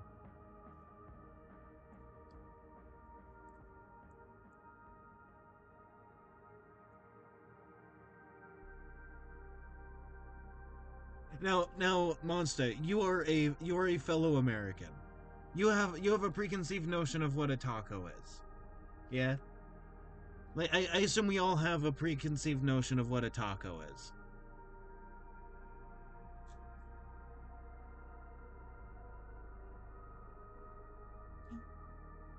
Oh, that's awesome. I love trading cards. I need to start collecting again. Give me one that's not cut in half, goddamn you.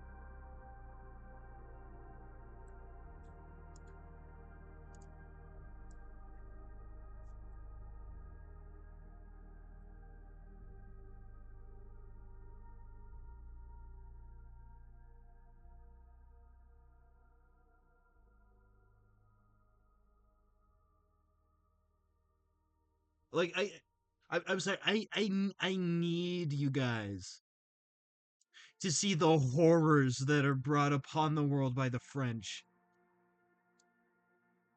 This cannot be forgiven. This is not a taco. This is not a taco. This is, oh my god.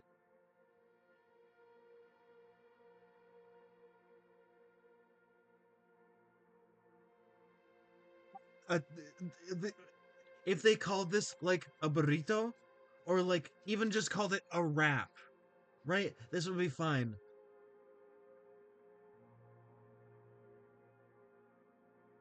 It, oh my god. I mean, the Swedes put cucumber and banana in their stuff, so like they're not innocent either. Is cereal a soup? Yes. Next question. Is a sandwich a burger? No, but a burger is a sandwich. It's like it's like a rectangle square type situation where like all burgers are sandwiches, but not all sandwiches are burgers.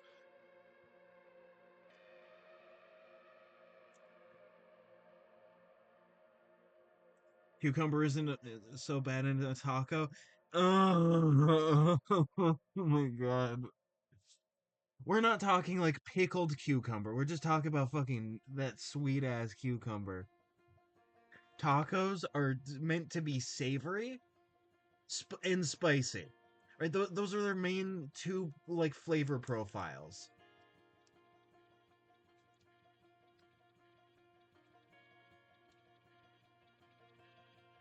The fucking banana. Fucking banana and cucumber together in a taco.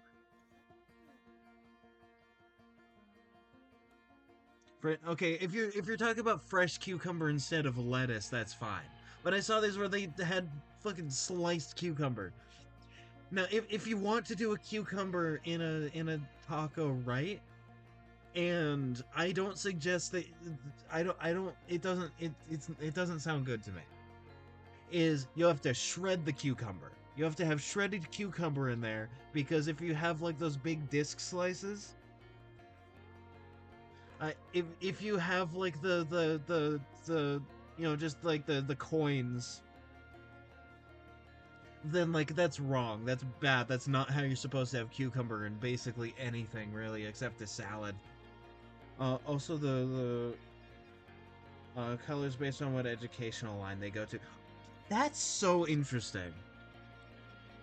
That's so interesting. I wish we had that. Montana has their own weird traditions. I need to figure out like what traditions here in Oregon we have so that I can participate. But like Montana, and you probably saw Gremlin from the Far Cry 5 playthrough.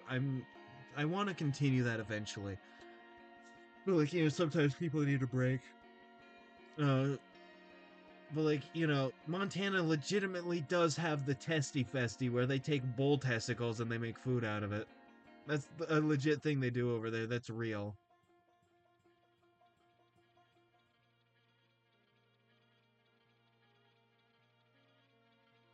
That was not created for like embellishment in the game. That's just what they do out there. I don't know what weird stuff we have. Oh,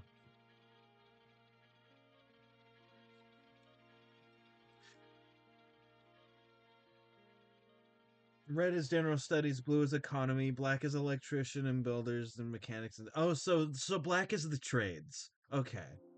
Gold is for the president of the. It has a whole ass union. That's awesome. Pink is technically only for when you're graduating kindergarten. I see. Thousands of years of agricultural development accumulating to find animal parts. Yeah. You don't need to censor yourself. It's the fucking balls. It's the cock and balls.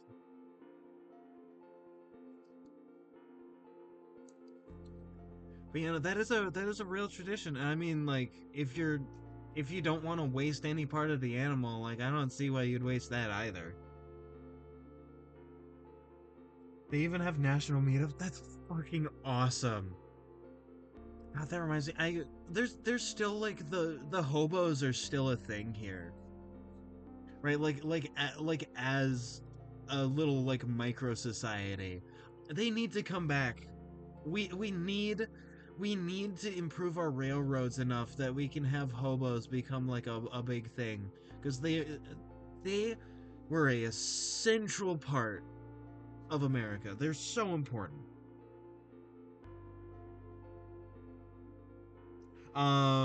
Okay, so Monster, I can actually answer that. I can actually answer that. It's a bunch of different reasons. One, our history likes to focus on what the establishment thinks is important for our country.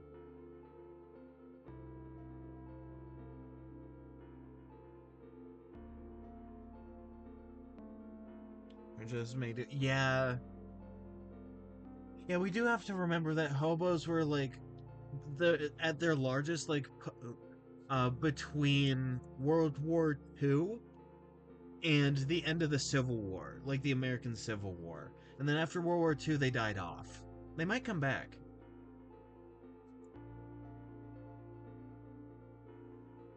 But like this society of like of of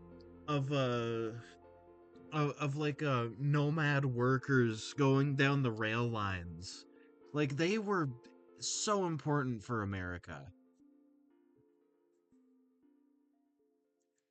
And like they're not exclusive to America, mind you. There's like they're all over in different countries.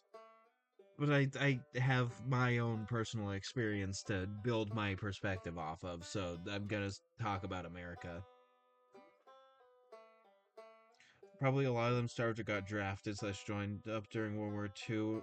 Uh, what with the rationing? Yeah, yeah, probably. But they've always kind of been rationing themselves because like they'd never been. There's they're old poor, which means that they like they knew how to get by with basically nothing.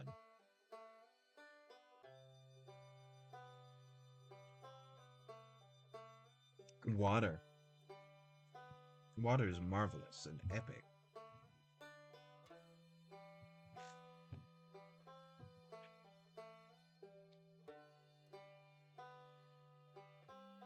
there there's a lot of stuff that on one hand I want to bring back. I want to have it again. But on the other hand, stuff will have to get a lot worse for some stuff to come back.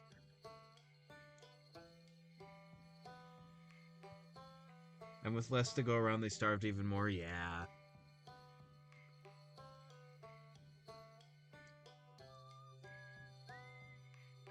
America loves revision. Well, basically every colonialist empire loves revisionist history.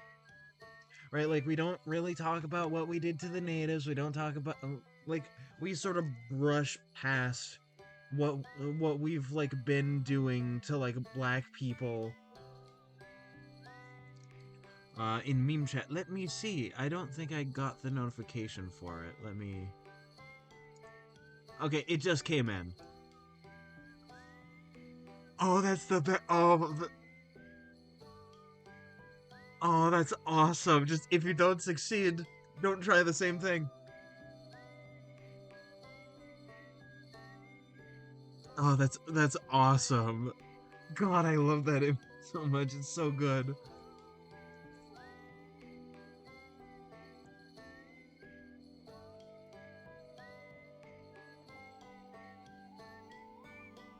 Green Hill. Man, I can't believe I can't believe it. I can't believe they got a picture of real life Sonic in Green Hill Zone.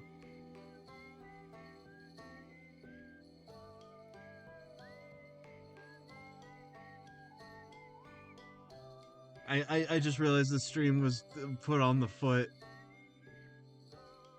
You know, that's mostly for Gremlin's enjoyment.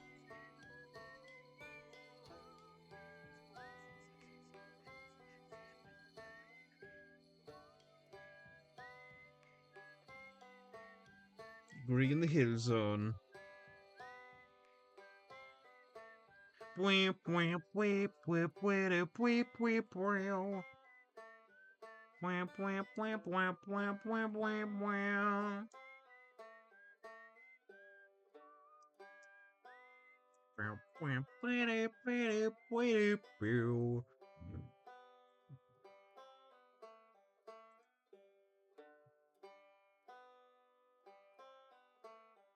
Wait, I have a funny idea. Put the king symbol back on here as like a funny little thing and have those big ass eyebrows that I added on the helmet. Yeah. Yeah. Can't believe Sonic got.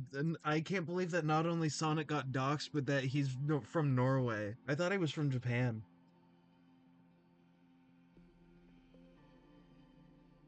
Hmm. Water, very cool.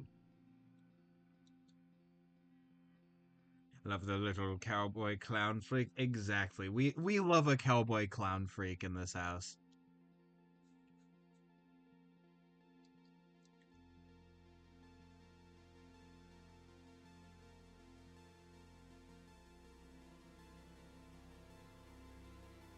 I might need to end up redrawing this one, but I can do that in the next layer of sketch. That's fine. Like not the entire thing. I just mean like the face. The face might need some redoing.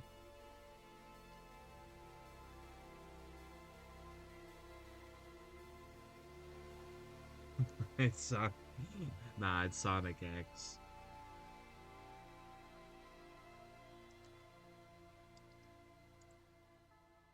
Man, man, now, now Eggman knows where Sonic lives, though. Now Eggman's gonna go like roboticize all of Norway. Yeah, not to be confused with Sonic X the anime. Classic move, delete your art. Yeah, exactly. I actually got that advice from Drawfee. Like in a lot of their videos, they're just like delete your art. And it's like that is genuinely good advice, right? Like if something doesn't quite seem right, it's okay to just like get rid of it and start over again.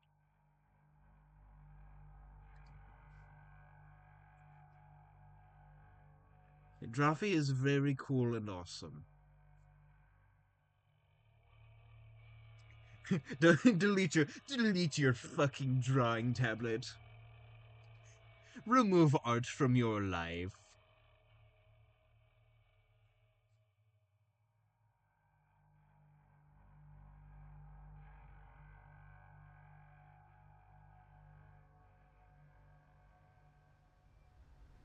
Yeah, also don't eat your delete your eyeballs. Eat the tablet out of the window. Listen, I would try and do like more. Oh, I need to learn how to properly have a potato in my throat, so that I can do like a Danish accent, because I want to learn how to do all sorts of accents.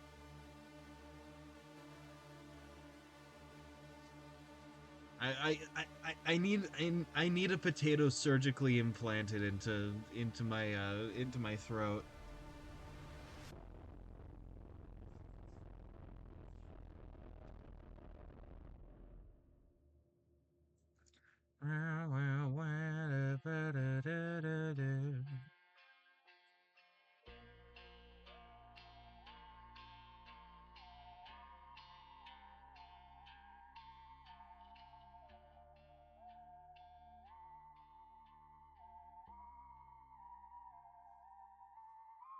I've now drank about a liter of water.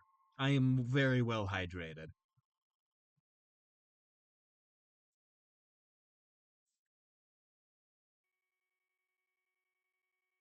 But there's so much to consider. Yeah, and also accents grow and change all the time. And I remember last year news article about oh, how he near me with passengers on the roof. Keep chugging that fucking H2O, brother.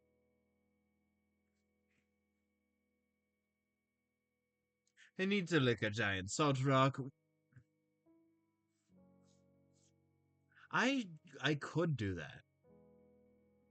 I think we still have burgers in the freezer. I could make up some burgers. I'm feeling very hungry for burger. I like to heavily season mine.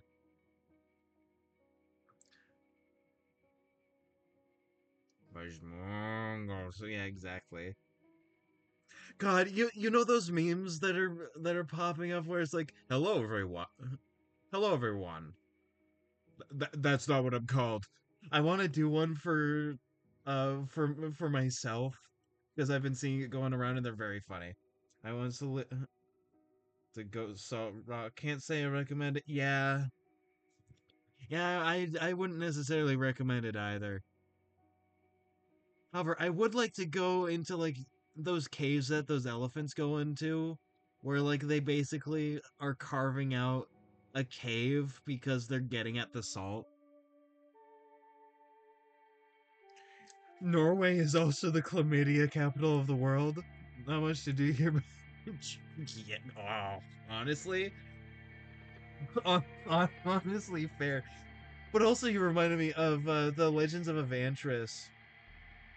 Could have lived without the piece of lore. I disagree. I think we need a little bit of Norwegian chlamydia world lore in our lives. I, but yeah, no, that reminds me of the fucking Legends of Evantris like chuckles bit where it's like, you know, I had chlamydia. It's so funny. Just you, you hear the voice of the last person you killed. I think it might have been a clown from the carnival. Because I like clowns, and his voice is heavily based off of the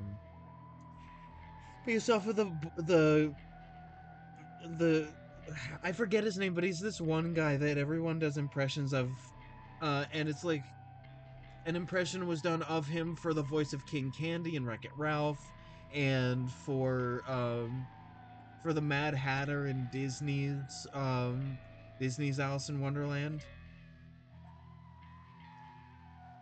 So like I forget who it is, but like his voice is very popular for impressions.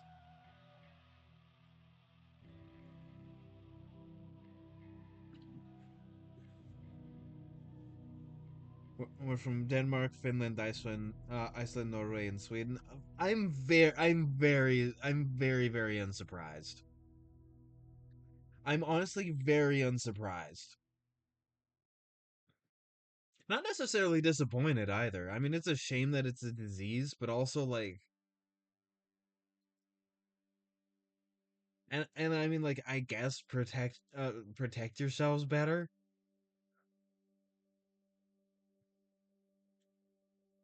but it's just like, man, all these people are fucking.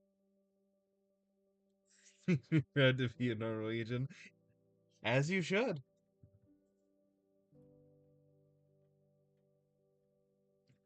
Because at least I know we fuck. Yeah. Portland and like Oregon by extension has the densest amount of like nightclubs I think on Earth. We have so many strip clubs. We have so many strip clubs and nightclubs and like that sort of shit. Like here,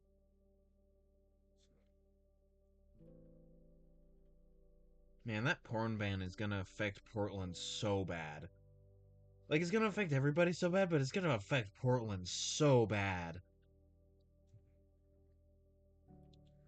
Right? Like we are the biggest capital for like sex and drugs, right? And like Seattle has rock and roll down pat, so I can't say that we're sex, drugs, and rock and roll. But like, we have a lot of booze, we have a lot of drugs, we also have a lot of we have to without booze with a lot of people. Yeah, that's your problem. No touching the chlamydia. Yeah, yeah, no, you're right. Yeah, no, we need to get our numbers up.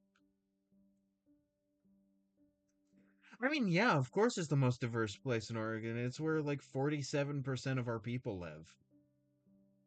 Right? Like Gremlin looked this up. Yeah, we got rookie numbers. Gremlin looked this up earlier, Masa, but we have the same like or very similar population density to Norway. Right? So like, it's concentrated around like one big city and everything else is sort of sparsely populated. Yeah, no, it's like 15 people per square kilometer, right? If I remember right. Yeah, like about 15. Yeah, we are not heavily populated. So like about like half of the people in Oregon live in Portland specifically, or at least the Portland metro area.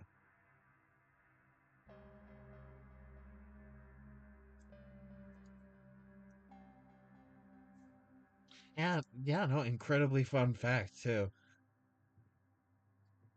That also means we have a lot of mostly kind of unsullied nature. We do a good job, relatively speaking, for preservation.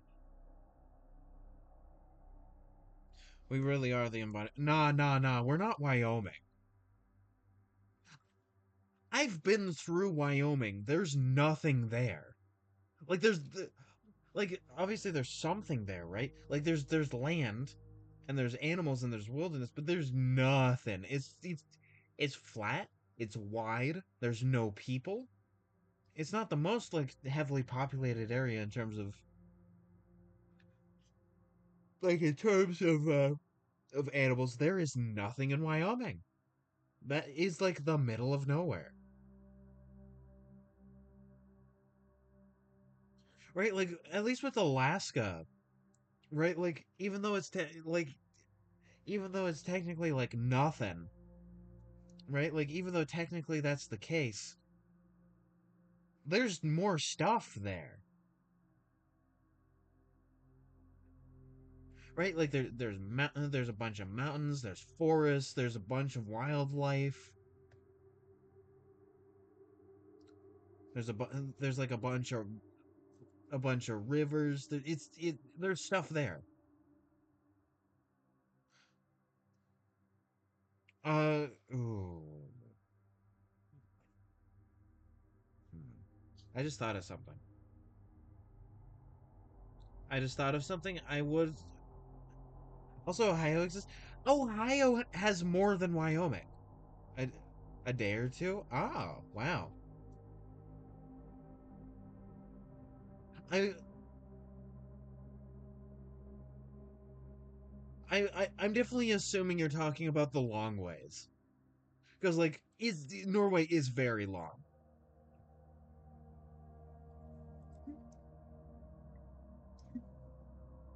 Wait, no, wait, no longer like, no longer. No wonder people in Norway fuck. Your country's shaped like a penis. It's shaped like a dick and balls.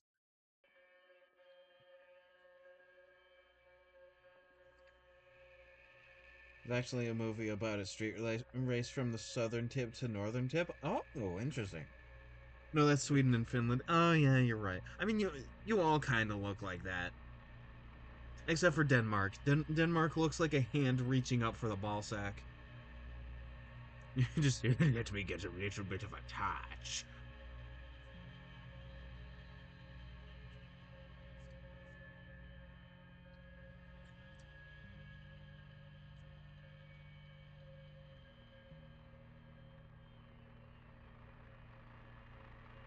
I'll never look at a map the same again. You're welcome. You're so welcome.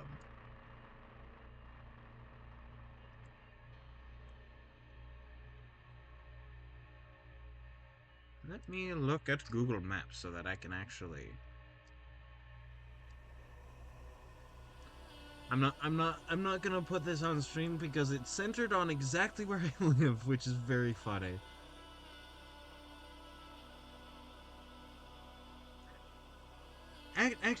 Actually, no.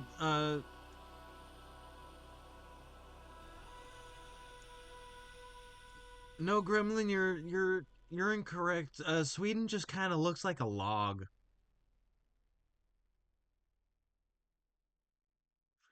Norway has the stack and the shaft. Sweden, Sweden just looks like somebody shat on the map, and that's how the landmass turned out. Finland is just kind of a blob. It has a weird arm.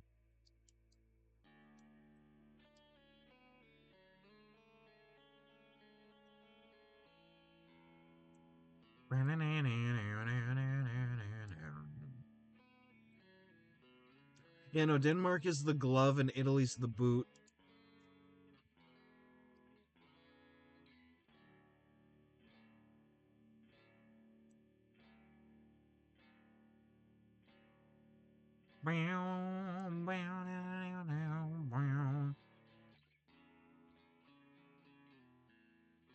I have an evil idea. I have an evil idea. Hold on.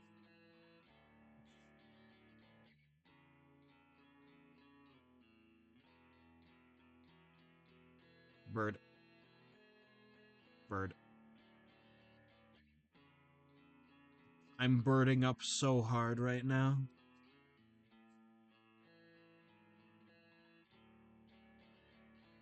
Bird.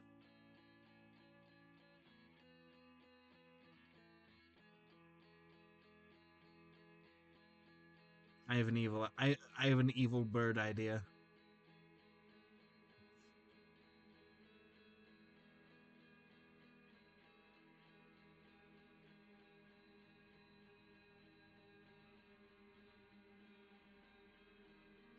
Bird.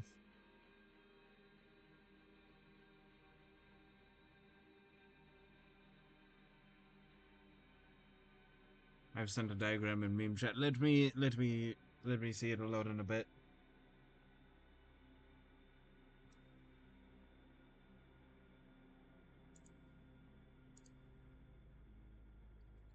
Bird.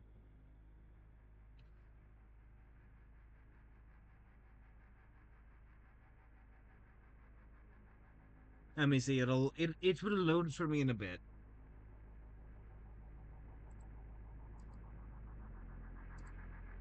Actually, let me reload Discord to see if it'll load. Well. Well, it'll load when it loads. There it is. Oh, I see what you mean. No, oh no, Sweden is the shaft. I see. Okay. I was thinking of specific countries. Well, that means Sweden's pissing on Germany, and I don't know how to feel about that.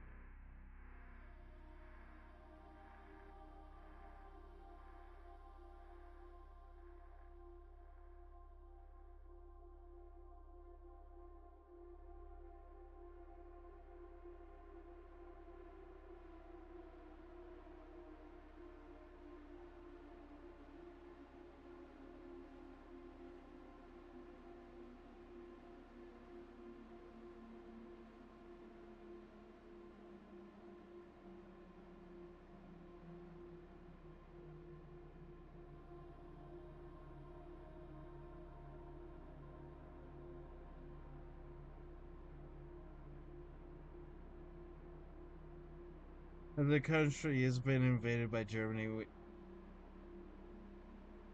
Oh, I see. Yeah, no, of course. Yeah, no, that makes sense.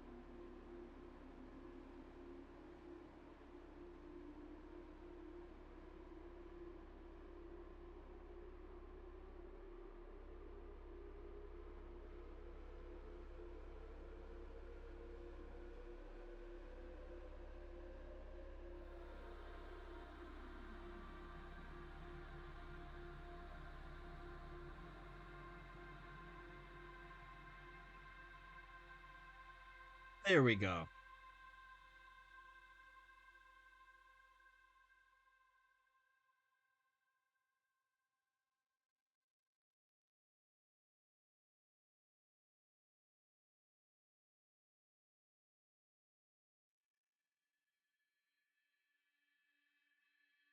And the brim. We got goddamn brim over here. Here, you brother. Bird. I know, right? It's amazing. Peak drawing.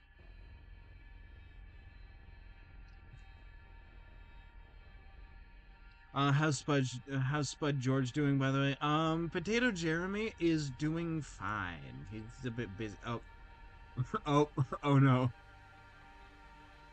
I can't move him. I have to move this man.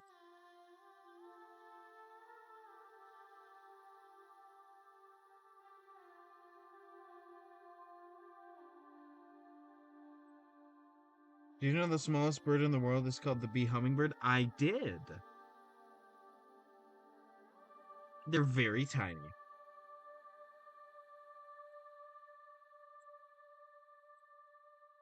Did you know that the smallest monkey in the world can grab onto your finger like a tree branch?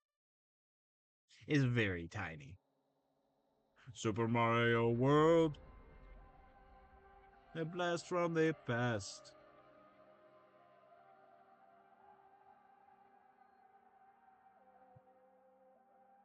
Oh yeah, the kakapo from New Zealand.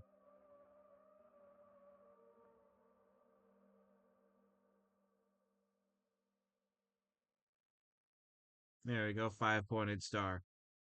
Now I'm avoiding putting on the 6 pointed star, like the 6 pointed sheriff star, for a very specific reason. It's because that badge originally came from a badge that was used for slave hunters in pre-Civil War. And so I'm not putting that on my shit. I'm having them be 5 point stars. Thank you very much.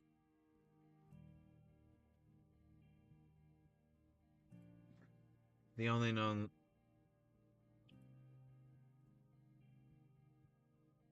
give him the 8 pointed star of chaos instead. I wish I could. I really wish I could, but I think that James in his workshop would look my direction and like kill me with his like money beam. He would kill me with his money beam, Mr. James Workshop.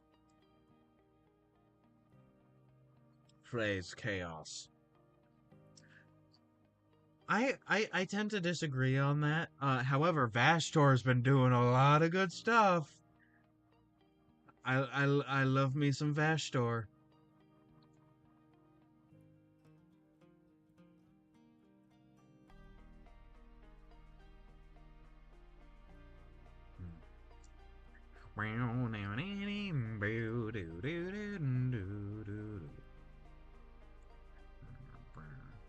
God, I'm so happy with this. This is what I mean by like I want all the enemies to be this little guy. It's like this face. It's him. It's the clown again.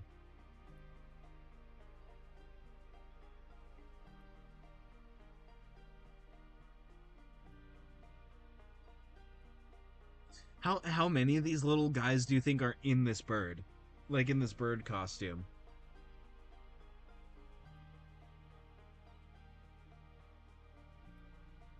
Also, I love that I've sort of taken inspiration from Wallace and Gromit for like these faces.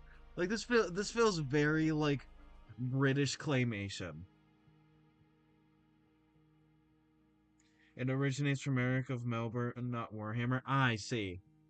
I see. Trick question, Infinite. No, you're so right. It's how could I have forgotten about the clown bird? It's much like a clown car, except a living bird. Love Wallace and Gromit. True. Oh, fun fact. Fun fact, Monster, and I've talked about this on stream. That like I think I've talked about this. You know the Noid, right? Like the pizza, like the Domino's mascot. He always really do the clown cars of egg. They are the clown cars of yeah. So them and the California Raisins were like the commercials and those designs were all invented by a claymation company that would later go on to become Leica Studios. Both of those things are Oregon's fault, frankly. Like the Noid is Oregon's fault. Yeah, yes way. And Leica Studios would help work on Guillermo del Toro's Pinocchio, right? So Leica's works are so good. I love our claymation industry. There should be more companies that do claymation. Or not claymation, like stop motion. Well, no, Leica does do some clay. No, Norway. God, God, I fucking love that meme where Norway, nor fucking way. I oh, you even got to see. Oh, you got to see the exhibit. Lucky. I didn't end up getting to see the exhibit. But yeah, no, and Monster. The Jim Henson Company is directly responsible for Leica's films, and I want to tell you why. So Brian and Wendy Froud, who would work separately at the studio. Have you seen the hold on? Just as water on YouTube Shorts and TikTok. I have not. I have not seen that. But yeah, no. So Brian and Wendy Froud, these English like sculptors and artists and like painters, those two, would move to America to get like artistry work. Wendy Froud is the designer and artist for original Star Wars' Yoda. So Yoda is Wendy Froud's doing. She would also work on a lot of the designs for the Muppets and the Sesame Street characters, and like end up building them. And for Jim Henson Company, they brought on Brian Froud to do the design work for the creatures in Labyrinth and in The Dark Crystal. Now, Wendy Froud and Brian Froud would meet on the production of The Dark Crystal, and then would have a son named Tobias Froud. And Tobias Froud is Toby in Labyrinth, like the little baby. He's the little baby in Labyrinth. He's the Labyrinth child. And he would later go on to work for Leica, heavily inspired by the work of his parents and the Jim Henson Company. And he is directly responsible for the designs and things like Guillermo del Toro's Pinocchio and Box Trolls and a bunch of other Leica films. Yeah, no, it's super cool. And like it just so happens that the Frouds are like some of my favorite like favorite artists of all time.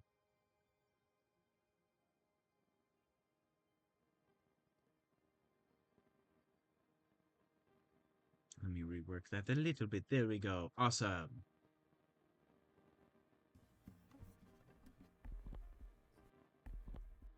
While I rework this sketch a little bit, I am going to, and I apologize for this. I will be right back.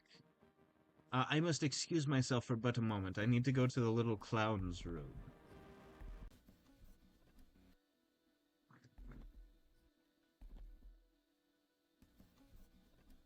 But before I go, do you remember any of the names of any of the characters in Polar Express? I do not. I do not personally. I'm bad with names.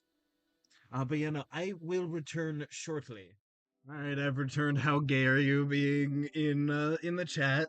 Very gay, I hope. All right, let's see here.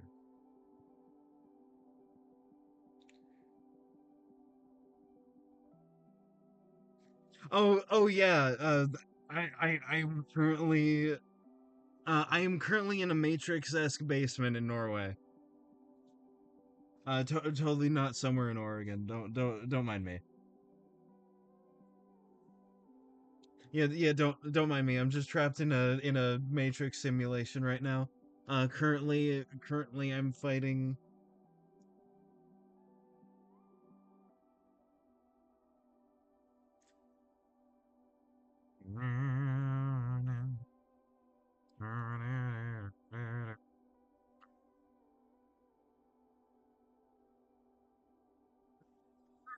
How am I eating for entertainment? uh, yeah, that's that. Yeah, you ever wonder why your heating is being funny? It's because I'm funny.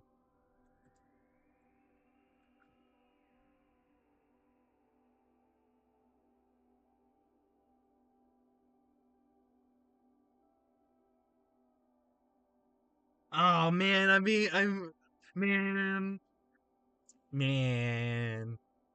I can't believe you're doing that to me. Why did I forget the name of the movie? It's the Jim Carrey movie. It's the Truman Show. Man, I can't believe I'm being Truman Showed on Poob right now. Poob, the hit streaming service. Heartless. Eating brains your noise skyrocketed. Yeah, probably the reason for that is because the shit happening with Russia right now. And you need time to build your energy back up when you're like, yeah, fuck you. I had to sell my heart in the '08 recession. God, you and me both, brother man. You and me both. Although I was still but a babbid boy in 2008.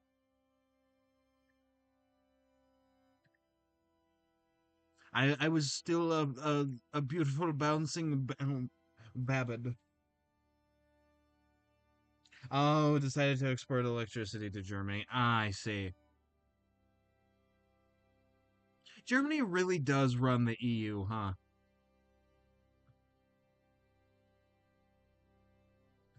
Like that's what it really feels like sometimes looking at the news is that it's like it's Germany and France. Like they sort of like dictate what the hell goes on.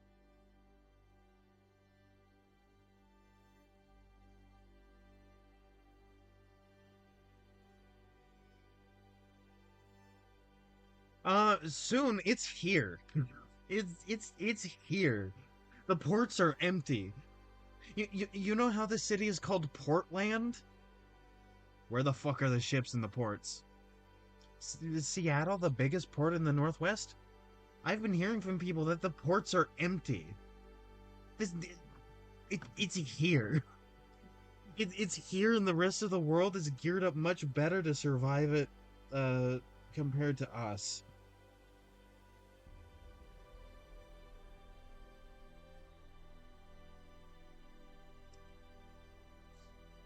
But we'll survive. I'm built different. I'm gonna survive this shit, man. I'm living to see a better tomorrow.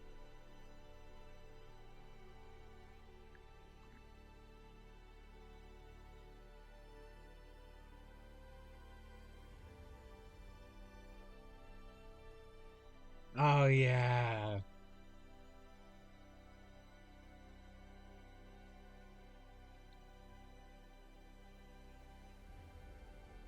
Yeah, yeah, but like it's still gonna hit everybody, right? Like it is still gonna hit everybody.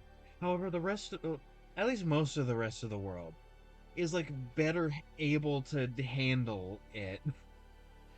The world is a scary place to live in. It can be. It can be a scary place to live in, but you know, despite all this stuff happening, I still fully think it's worth like existing in the world. It's wonderful.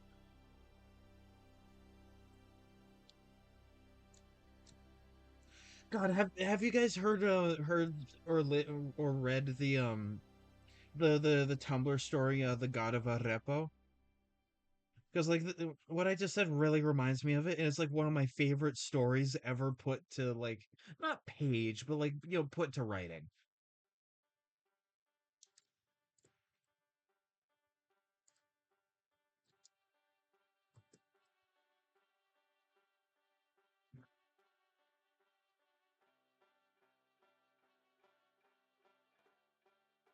Okay, it is long.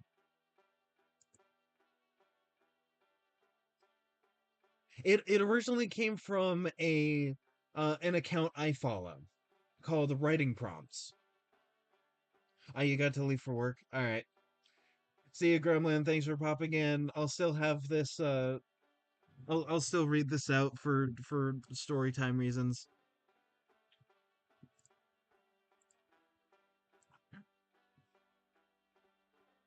Uh, but yeah, no, it originally came from the writing prompt called "Temples are built by gods." Knowing this, a farmer builds a small temple to see what kind of gods turn up. And somebody reblogged it making a story. This is multiple different people in a collaborative work.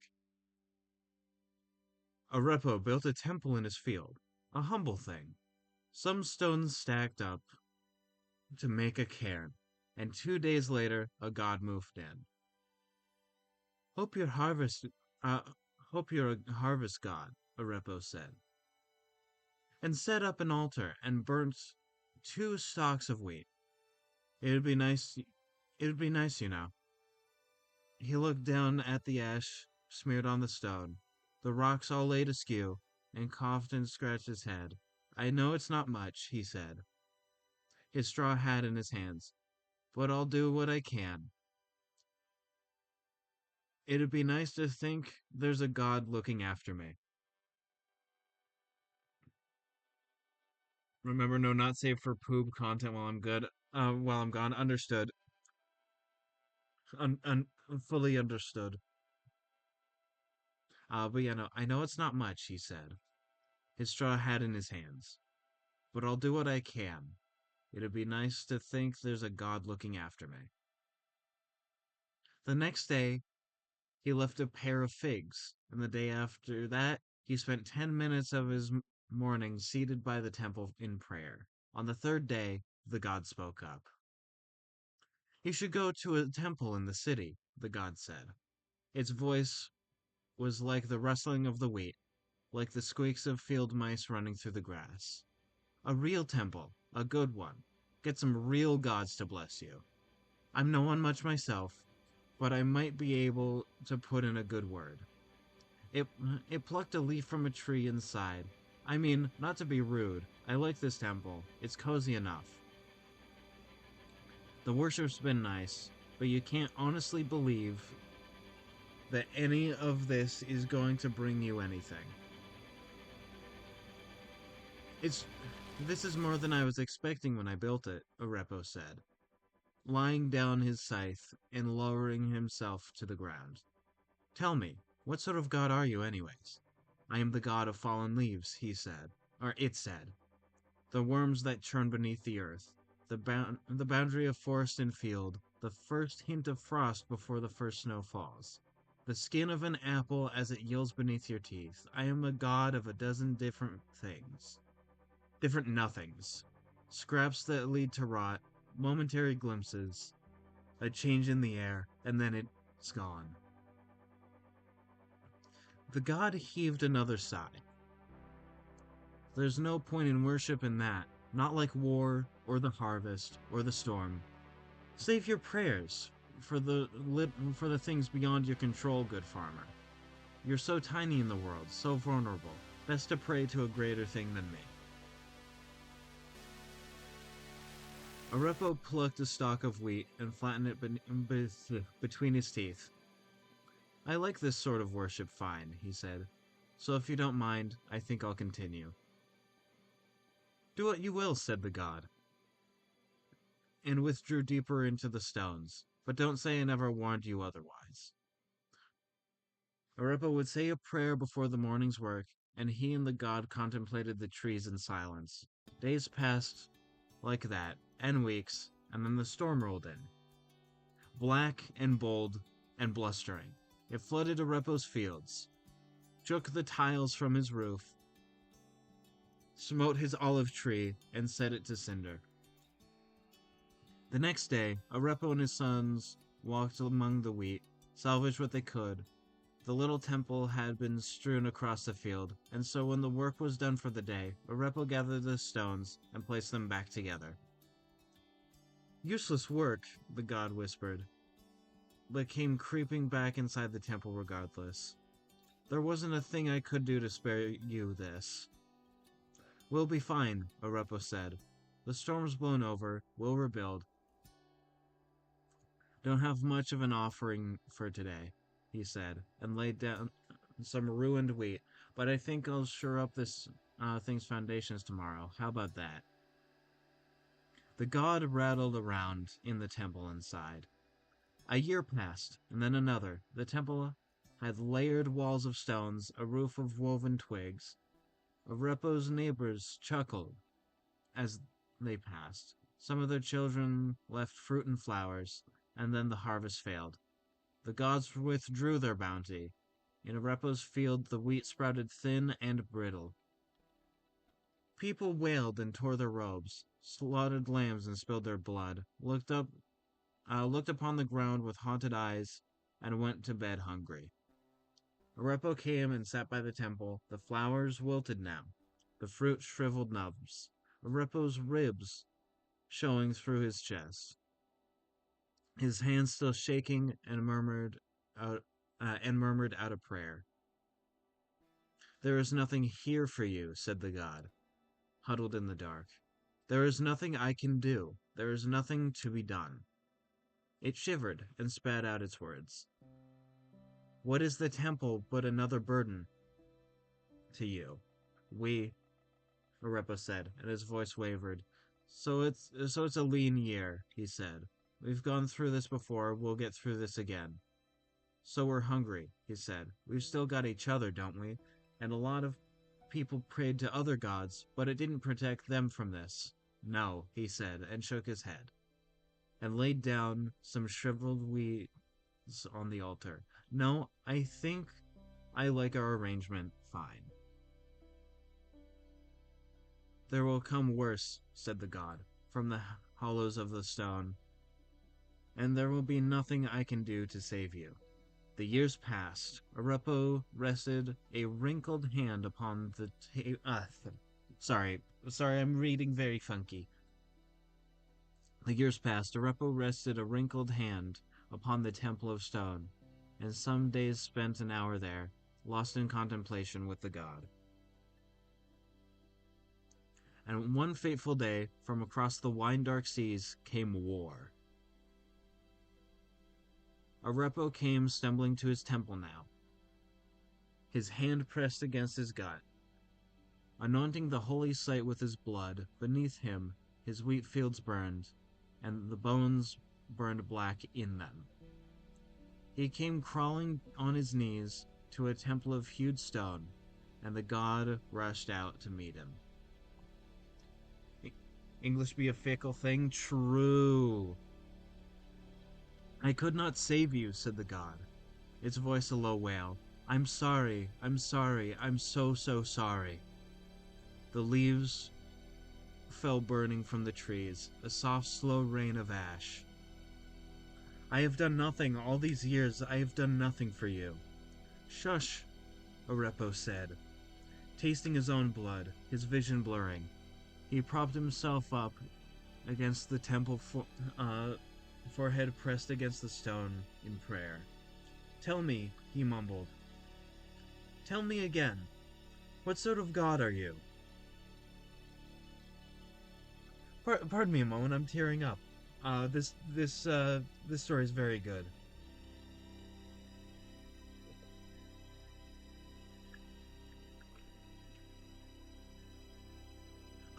Said the god, and reached out, cradling Arepo's head, and closed its eyes and spoke. Am of the fallen leaves, it said, and conjured up the image of them. The worms that churn beneath the earth, the boundary of forest of field, the first hint of frost before the first snow falls, the skin of an apple as it yields beneath your teeth. Arepo's lips parted in a smile. I am the god of a dozen different nothings, it said. The petals in bloom that lead to rot, the momentary glimpses, a change in the air. Its voice broke, and it wept, before it's gone.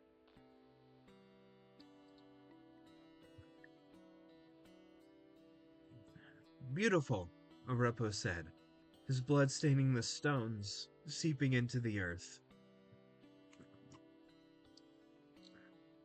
Pardon me but a moment. My many silly eyes must be wiped away.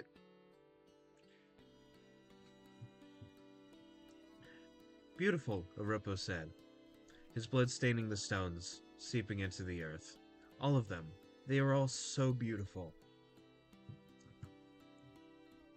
And as the fields burned, and the smoke blotted out the sun, as men were trodden in the press of the bloody war raged on, as the heavens let loose their wrath upon the earth, Arepo the sower lay down in his humble temple, his head sheltered by the stones, and returned home to his god.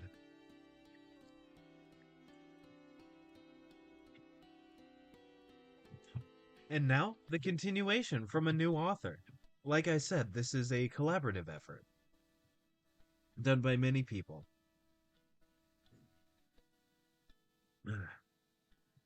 Sora found the temple with the bones within it, the roof falling in upon them. Oh, poor god, she said, with no one to bury your last priest. Then she paused, because she was from far away. Or is this how the dead are honored here? The god roused from its contemplation. His name was Arepo, it said. He was a sower. Sora, uh, Sora startled a little, because she had never before heard the voice of a god. How can I honor him? She asked. Bury him, the god said, beneath my altar. All right, Sora said, and went to fetch her shovel. Wait, the god said, when she got back and began collecting the bones from among the broken twigs and fallen leaves. She laid them out on a roll of undyed wool, and the only cloth she had.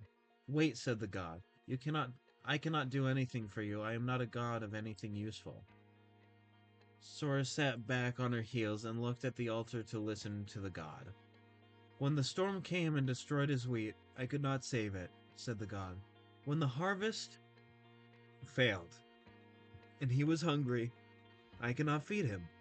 When war came, the god's voice faltered. When war came, I could not protect him. He came bleeding from the battle to die in my arms.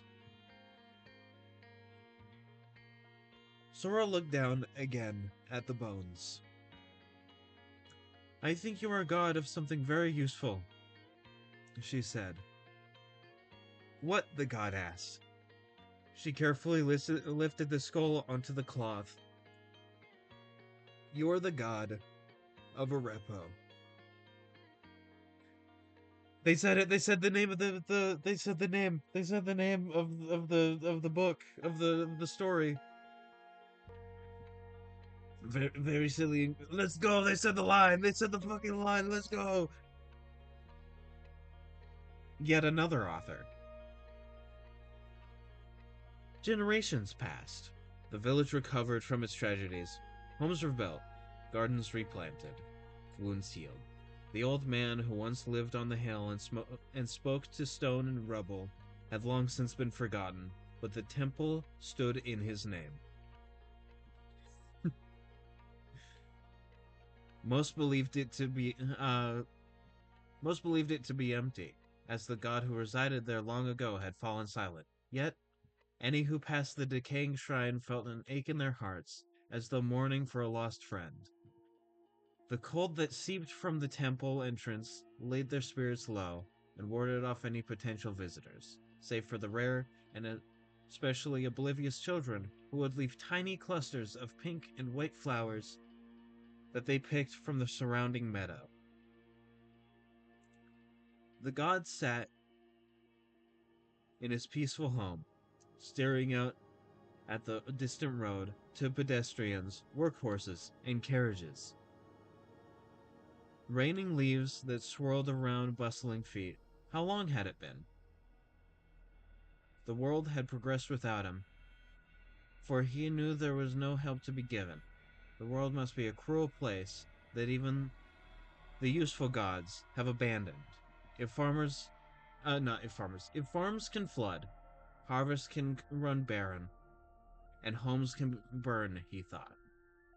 He had come to understand that humans are senseless creatures who would pray to a god that cannot grant wishes or bless upon them good fortune. Who would maintain a temple and bring offerings with nothing in return? Who would share their company and meditate with such a fruitless deity? Who would bury a stranger without the hope for profit? What bizarre, futile kindness they had wasted on him. And wonderful, foolish, virtuous, hopeless creatures humans were.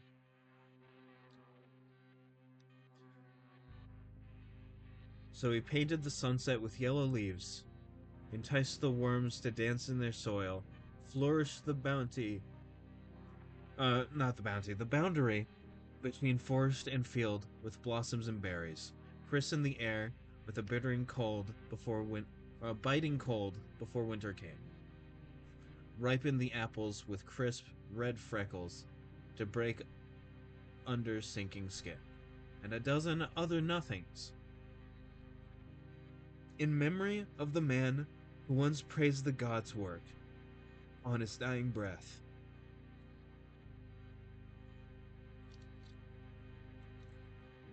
Hello, God of every humble beauty in the world, came a familiar voice.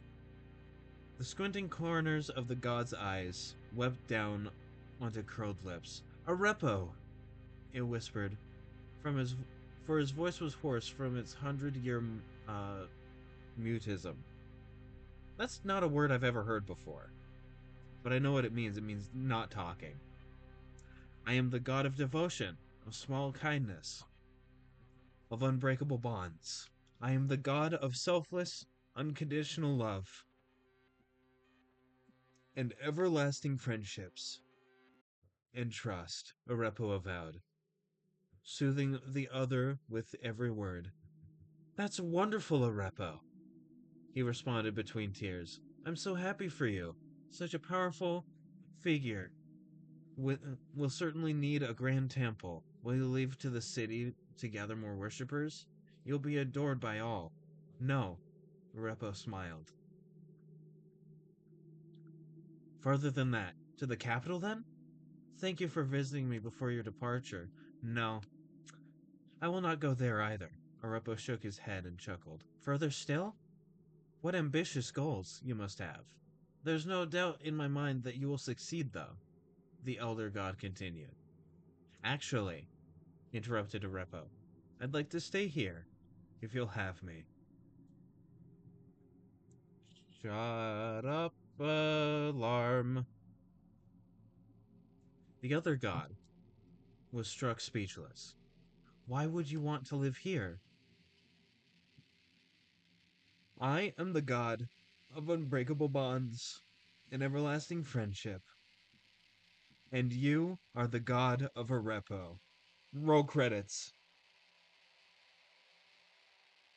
Roll credits. Roll credits. He said the thing. He said the thing. He said God of Arepo.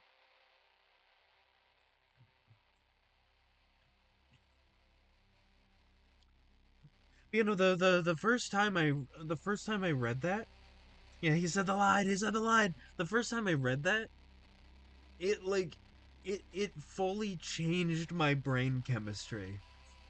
Pardon me while I drink some water. My throat is filled with sad.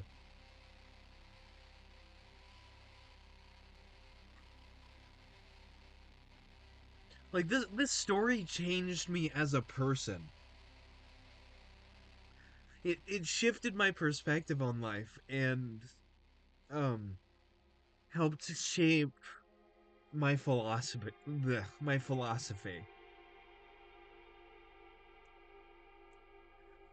And honestly is part of the reason why I'm here doing what I'm doing. I don't know how to explain that, right? But like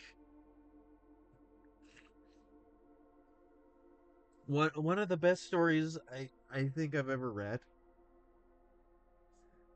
and it came from a fucking writing prompt account on Tumblr of all things.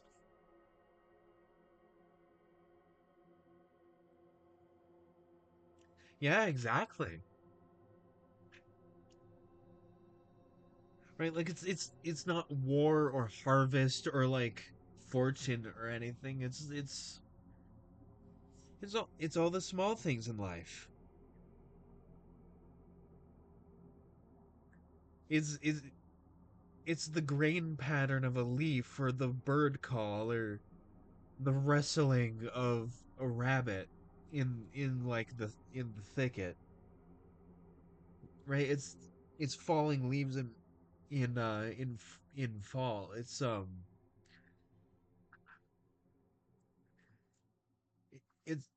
oh god, my throat hurts. I hope you forgive me for my throat hurting. I I've been I've been doing that massive gluck gluck 2000. I kid. No worries, you're all good. All right, Pog and awesome. But, like this story, along with like Outer Wilds and a bunch of other things, have fundamentally like shifted my philosophy and perspective on life. So, like this story is incredibly meaningful to me, and I hope I'm able to edit it to be more palatable as like an edited video for like, a short. I might end up reading it again just like as a recording so I could get it better. Yeah, exactly. We are the part of the universe that looks upon itself. If I think, therefore I am, right? I think, therefore I am. We are the part of the universe. All life, all living things, not just human beings, are the part of the universe that is able to think and perceive itself. Right? We are what is observing the universe that we are a part of. Right? And because we are a part of the universe, right, just like everything else, there is no uncaring universe because we're the part we're sorry for my throat. We're the part that cares. We're the part of the universe that cares.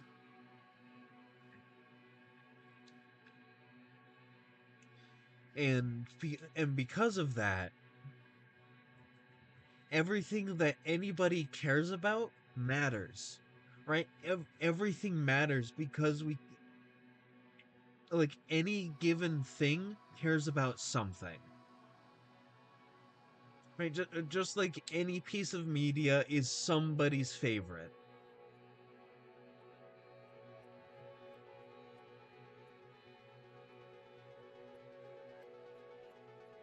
Yeah, exactly.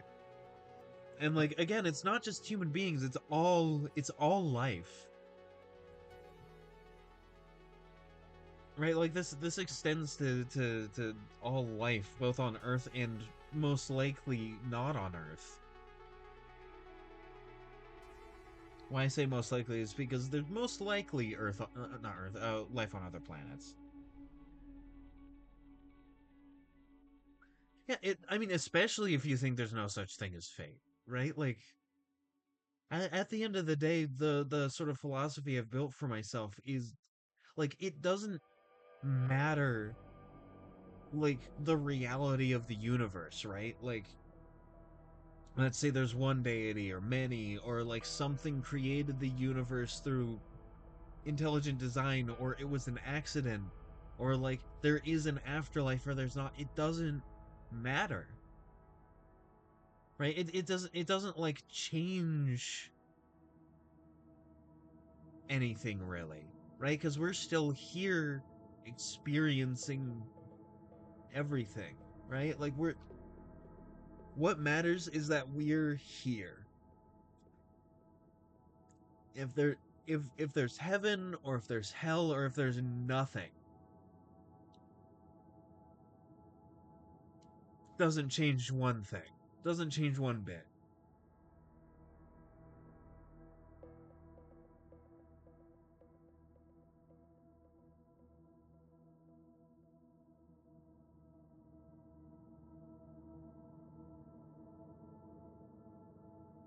Yeah, but I honestly think one life is enough. Right? And people are like, "Oh no, what's going to happen when we die?" Like, "Oh no, what happens when I die?" You've gotten to experience everything we know to be real.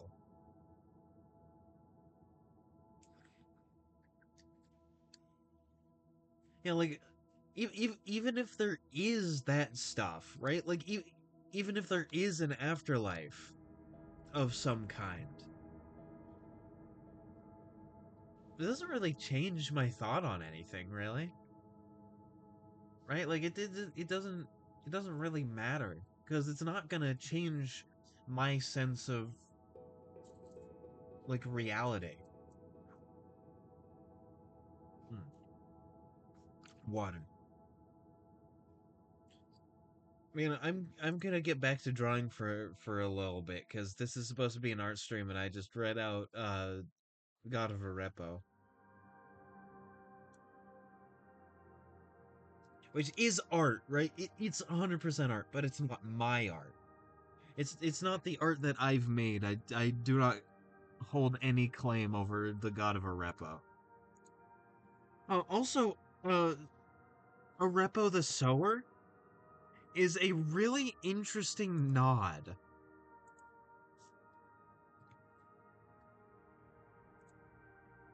It's a really interesting nod to an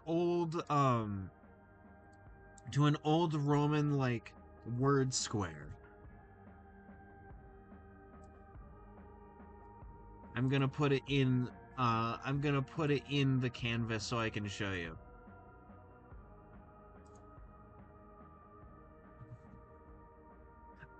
It's one of these where you can put it in like basically any order from like any corner and it works. Sator orepo taret opera rotas. I pronounced it wrong, but I did my best.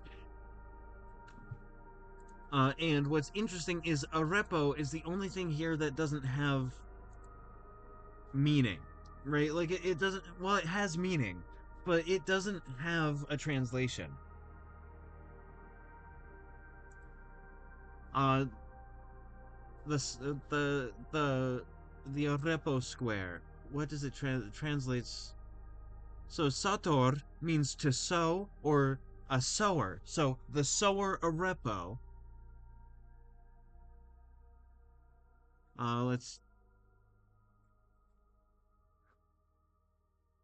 how do I sentence construction? Let me see. I'm looking this up so I can get it right. This the sower arepo holds the wheels with care. Is sort of like how it would be properly translated into English. Now the wheels are specifically about a like a plow.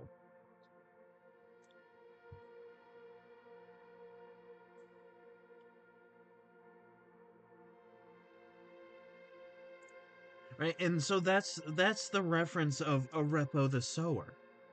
And I think that's really interesting because Arepo has no translation to English that we know of. This is like the only place that this word ever shows up. This is the only place, so people theorize that it's a proper name, like a person's name. Yeah, like a pleasant like a present version of the phrase "reap what you sow." Yeah, no, exactly.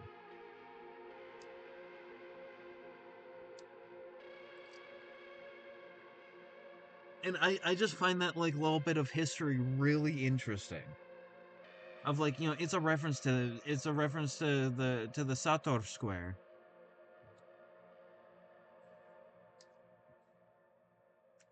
I'm trying to get to. All right, so this is 100% opacity. Very cool, very pog.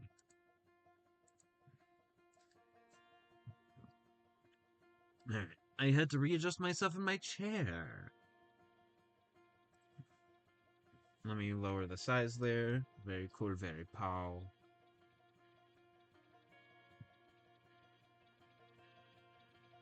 I need to readjust something real quick, I think. Let me see. No, let me. I'm trying to readjust stuff because I had to move things. I, I understand. I completely understand. Let me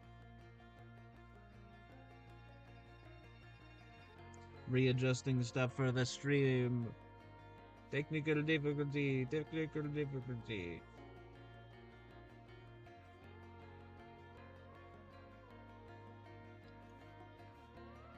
There's a lot of delay. Oh my god. I'll finagle that and fix that later.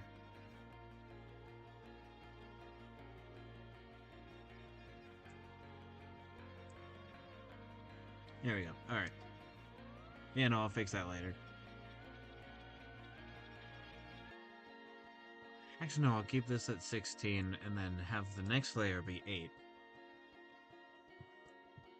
Or I could have this be 12. I'm not planning on like finishing these sketches today, but I do plan on like getting the second more refined layer done so that like it's a bit more comprehensible. Maybe that could be a regular segment on streams. What story time? I'll need to find some like good stories or just like well I want to do like a big series like a big like edited video series on media that like matters to me, so like I think that sort of fills the niche a little bit. However, I do have a large set of books that I could read.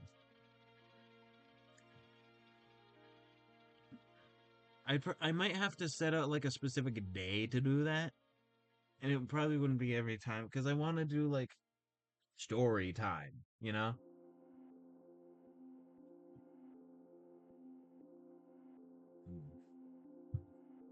Water, earth, fire, air.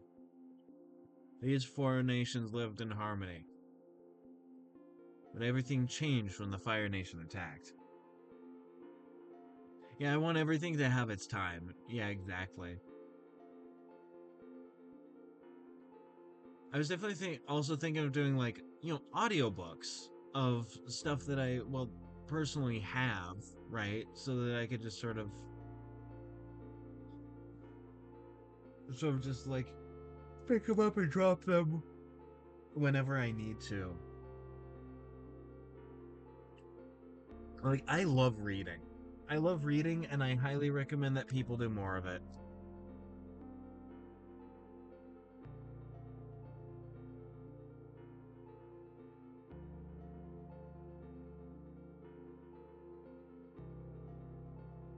God, I love this stupid ass bird.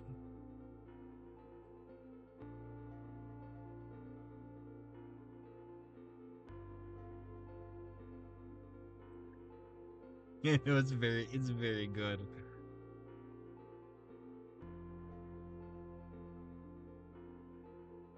Can't forget the ears that we know all birds have.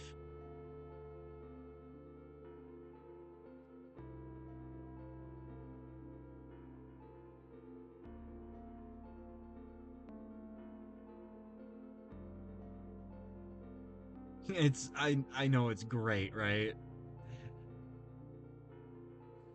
What I know exactly what the thumbnail for this stream VOD is gonna be. Oh, by the way, I like I said, I do editing. I mostly edit my VODs down.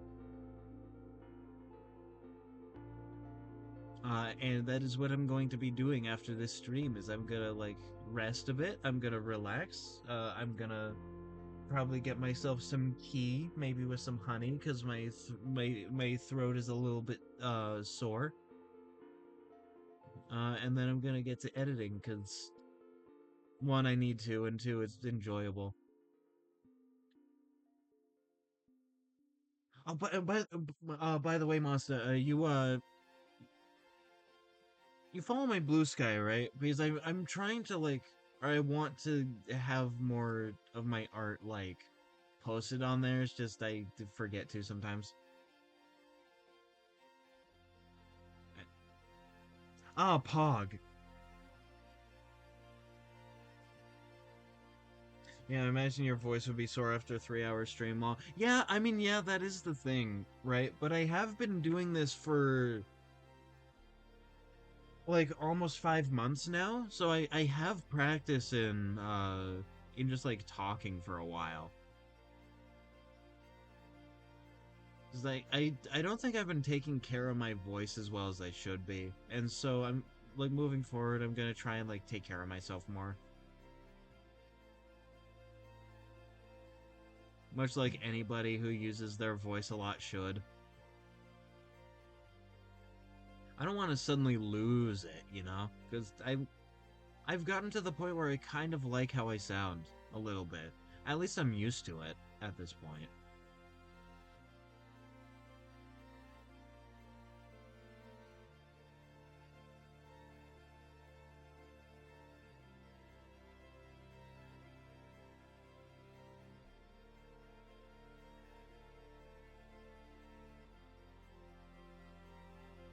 Yeah, no, exactly.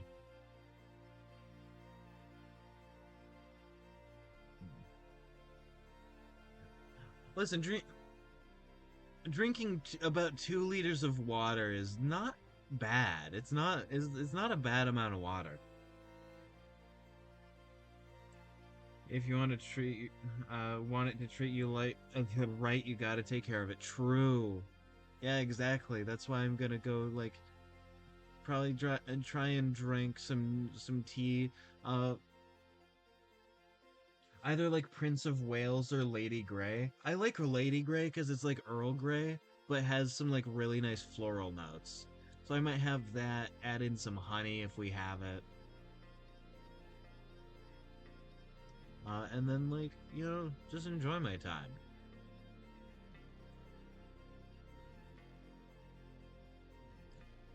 Easier said, yeah, it is a bit easier said than done. Uh, but like, saying it means I'm more likely to do it, so not really gonna complain there.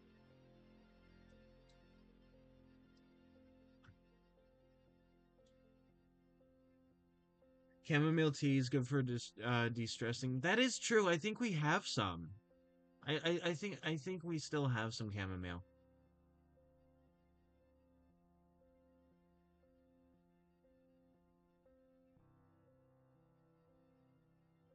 There we go. Ah, I pop many joints on many days.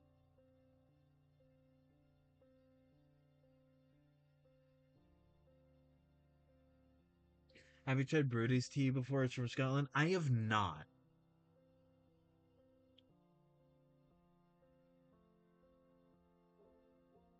God, there's a local like coffee place like in downtown, uh, that like is pretty good. It's really nice with cream and sugar. I don't like cream and sugar in my tea. I I'm a bit like particular about it. I like if a tea is not good just on its own, then I'm not a fan because I don't want to need to like dress it up like I do coffee. I don't know, coffee feels like a drink that I can dress up, but tea is one that I feel like I have to like have as is. Like if it's not if a variety is not good as is, then it's like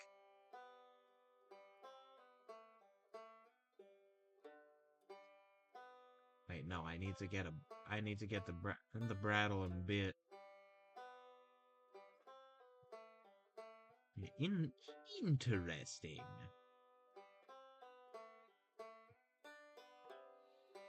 Hmm.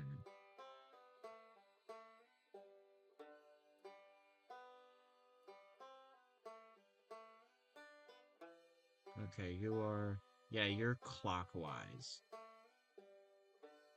Look at Mr. Clockwise Gamgee over here, huh? Think he's some sort of wise guy.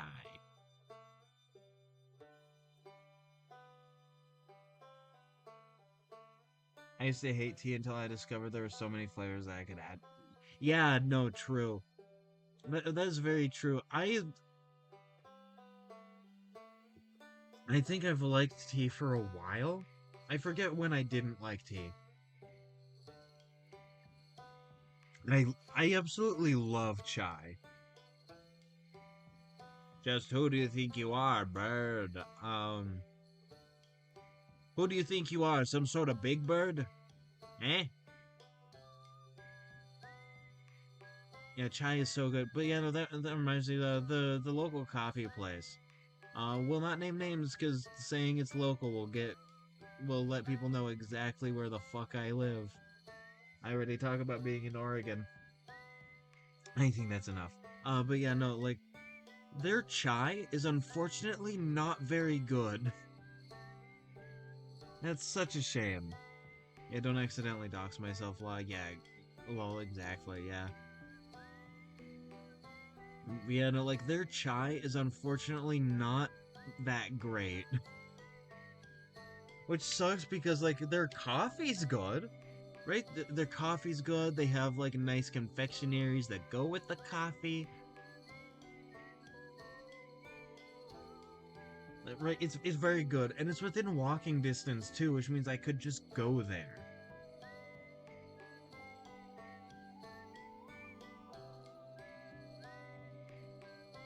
Right? It's super cool and good.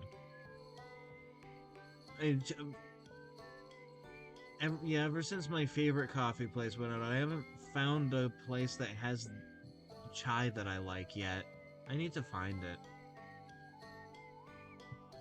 I need to find chai that I like again.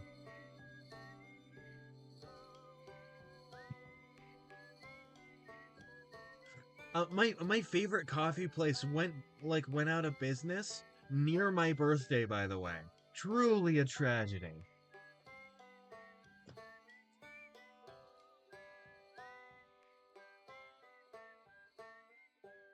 Chai at the local grocery store. I could, yeah. We've made chai like at home before. Right? But like sometimes I like to go to places to get chai, you know?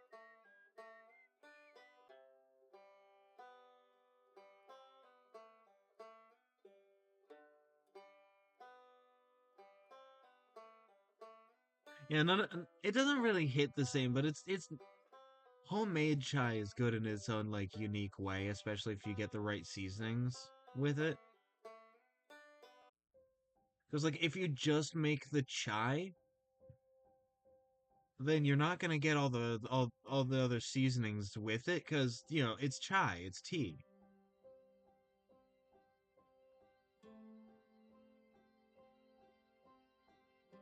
Sometimes it's just nice to get outside. Yeah, true. I need excuses to get outside more. Oh, that reminds me. I've been telling people about this. Last Monday, I think, or it might have been Saturday. I forget exactly which day it was. Uh, I got asked on a coffee date, which was wonderful that I was even asked, and the walk was lovely. He ended up being a no-show though, which is really unfortunate, and it ended up being because like he got he does a graveyard like an actual graveyard shift, and like ended up passing out and missed the time completely. And so I don't blame him. I don't blame him at all. But also like it's a shame. I was really looking forward to it. Yeah, yeah, at the end of the day it is fine. The walk was lovely. Like to get there I have to go like it's more convenient to go down a nice like walking like nature walking trail across a couple of creeks and like through a park, and it's so wonderful. It's such a good walk. You probably know what trail I'm talking about, and if not I can tell you over message later. It's very good.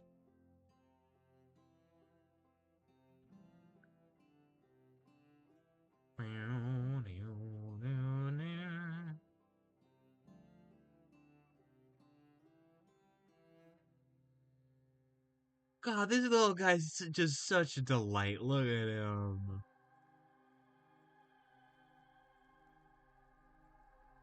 And I also saw a coyote on my walk, uh, which was very fun, but also kind of scary because that means that coyotes are not scared of people because people kept like walking by,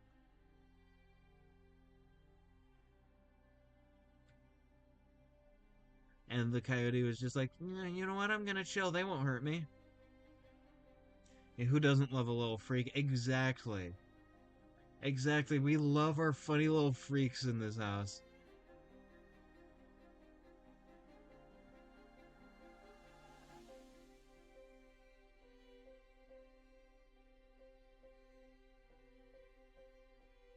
Unfortunately, that is a sign that animals are too chill with humans. Yeah, because they're gonna get really chill with humans, and then a person is gonna come along and be like, "You know what? I want to kill you for no reason," and blam.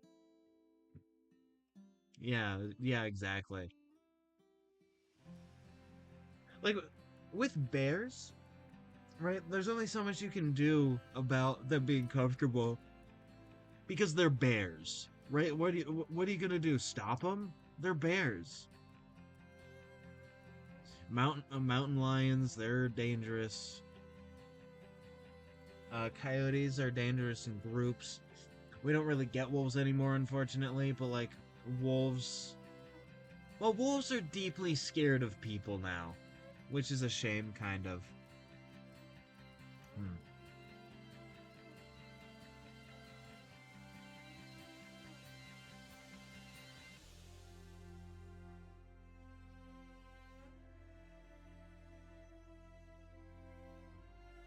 All right, so I'm going to save my art now. If you ever have the chance, I highly suggest going to Wolf Haven in Washington. Oh, we also have a wolf thing here in Oregon.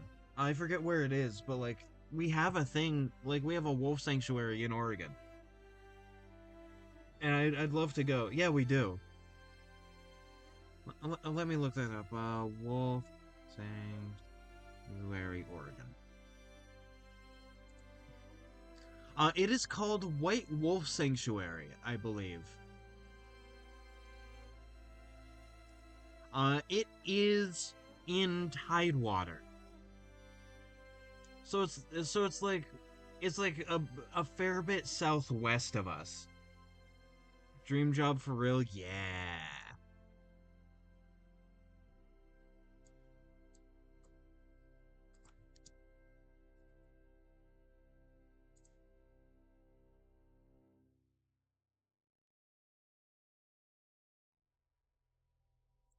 It is over by it's over by like Waldport and Seal Rock roundabout.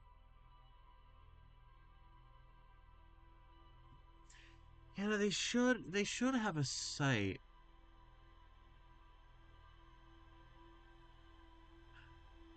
Oh, you have to pay to get in. That's fair.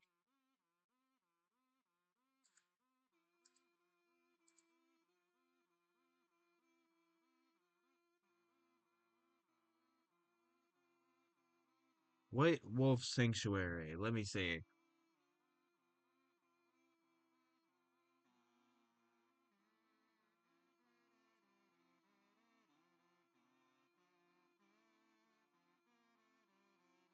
Yeah, it's near Tidewater, which is interesting. The wolves live in enclosed, spacious natural habitats where they run as freely as possible. These habitats include ponds, shelters, trees, and meadows. There's currently 11 wolves at the sanctuary. They serve as ambassadors for their wild cousins in order to help raise awareness and give insight into the lives of one of nature's most interesting animals. True. Um. By the way, Monster. Fair warning about wolves. The way they say hi to people, or just like other wolves too, but like anything that they're really close to emotionally, they will stick their tongue in your mouth. They will give you the sloppiest tongue kiss. So like it's a fair warning, and also you're gonna have to like if you don't want that, then you're gonna have to like purse your lips really tight because those fuckers are strong and large.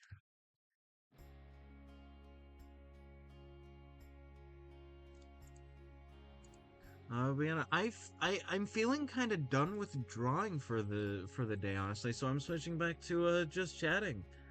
And because I need to rest myself a little bit, I am going to. I mean, yeah, it is kind of sweet, right? Like it is. But I'm gonna end stream now, and I hope you don't mind that I do my ending read that I do every time. Uh, I am Bajongles. You can find me over here on Twitch Tuesdays, Thursdays, and Sundays at noon Pacific Standard Time. Consider dropping me a follow. You can also follow me over on Bluesky and Tumblr at BigBear1, username Bajongles, uh, where I post art when it's done, mostly, and like I post when I stream. You can also, if you pop in on the Discord, or not on the Discord, on the streams, you can do exclamation point Discord and join the Discord. I would love to see more people there. And with that, it has been a wonderful stream. I will be here again on Sunday to play some Undertale Yellow. I just got to El Bellador. Love that man. And his Dance Dance Revolution ass rhythm minigame. But with that said, it has been a wonderful time. I will catch you all on the flip flop. Bye bye.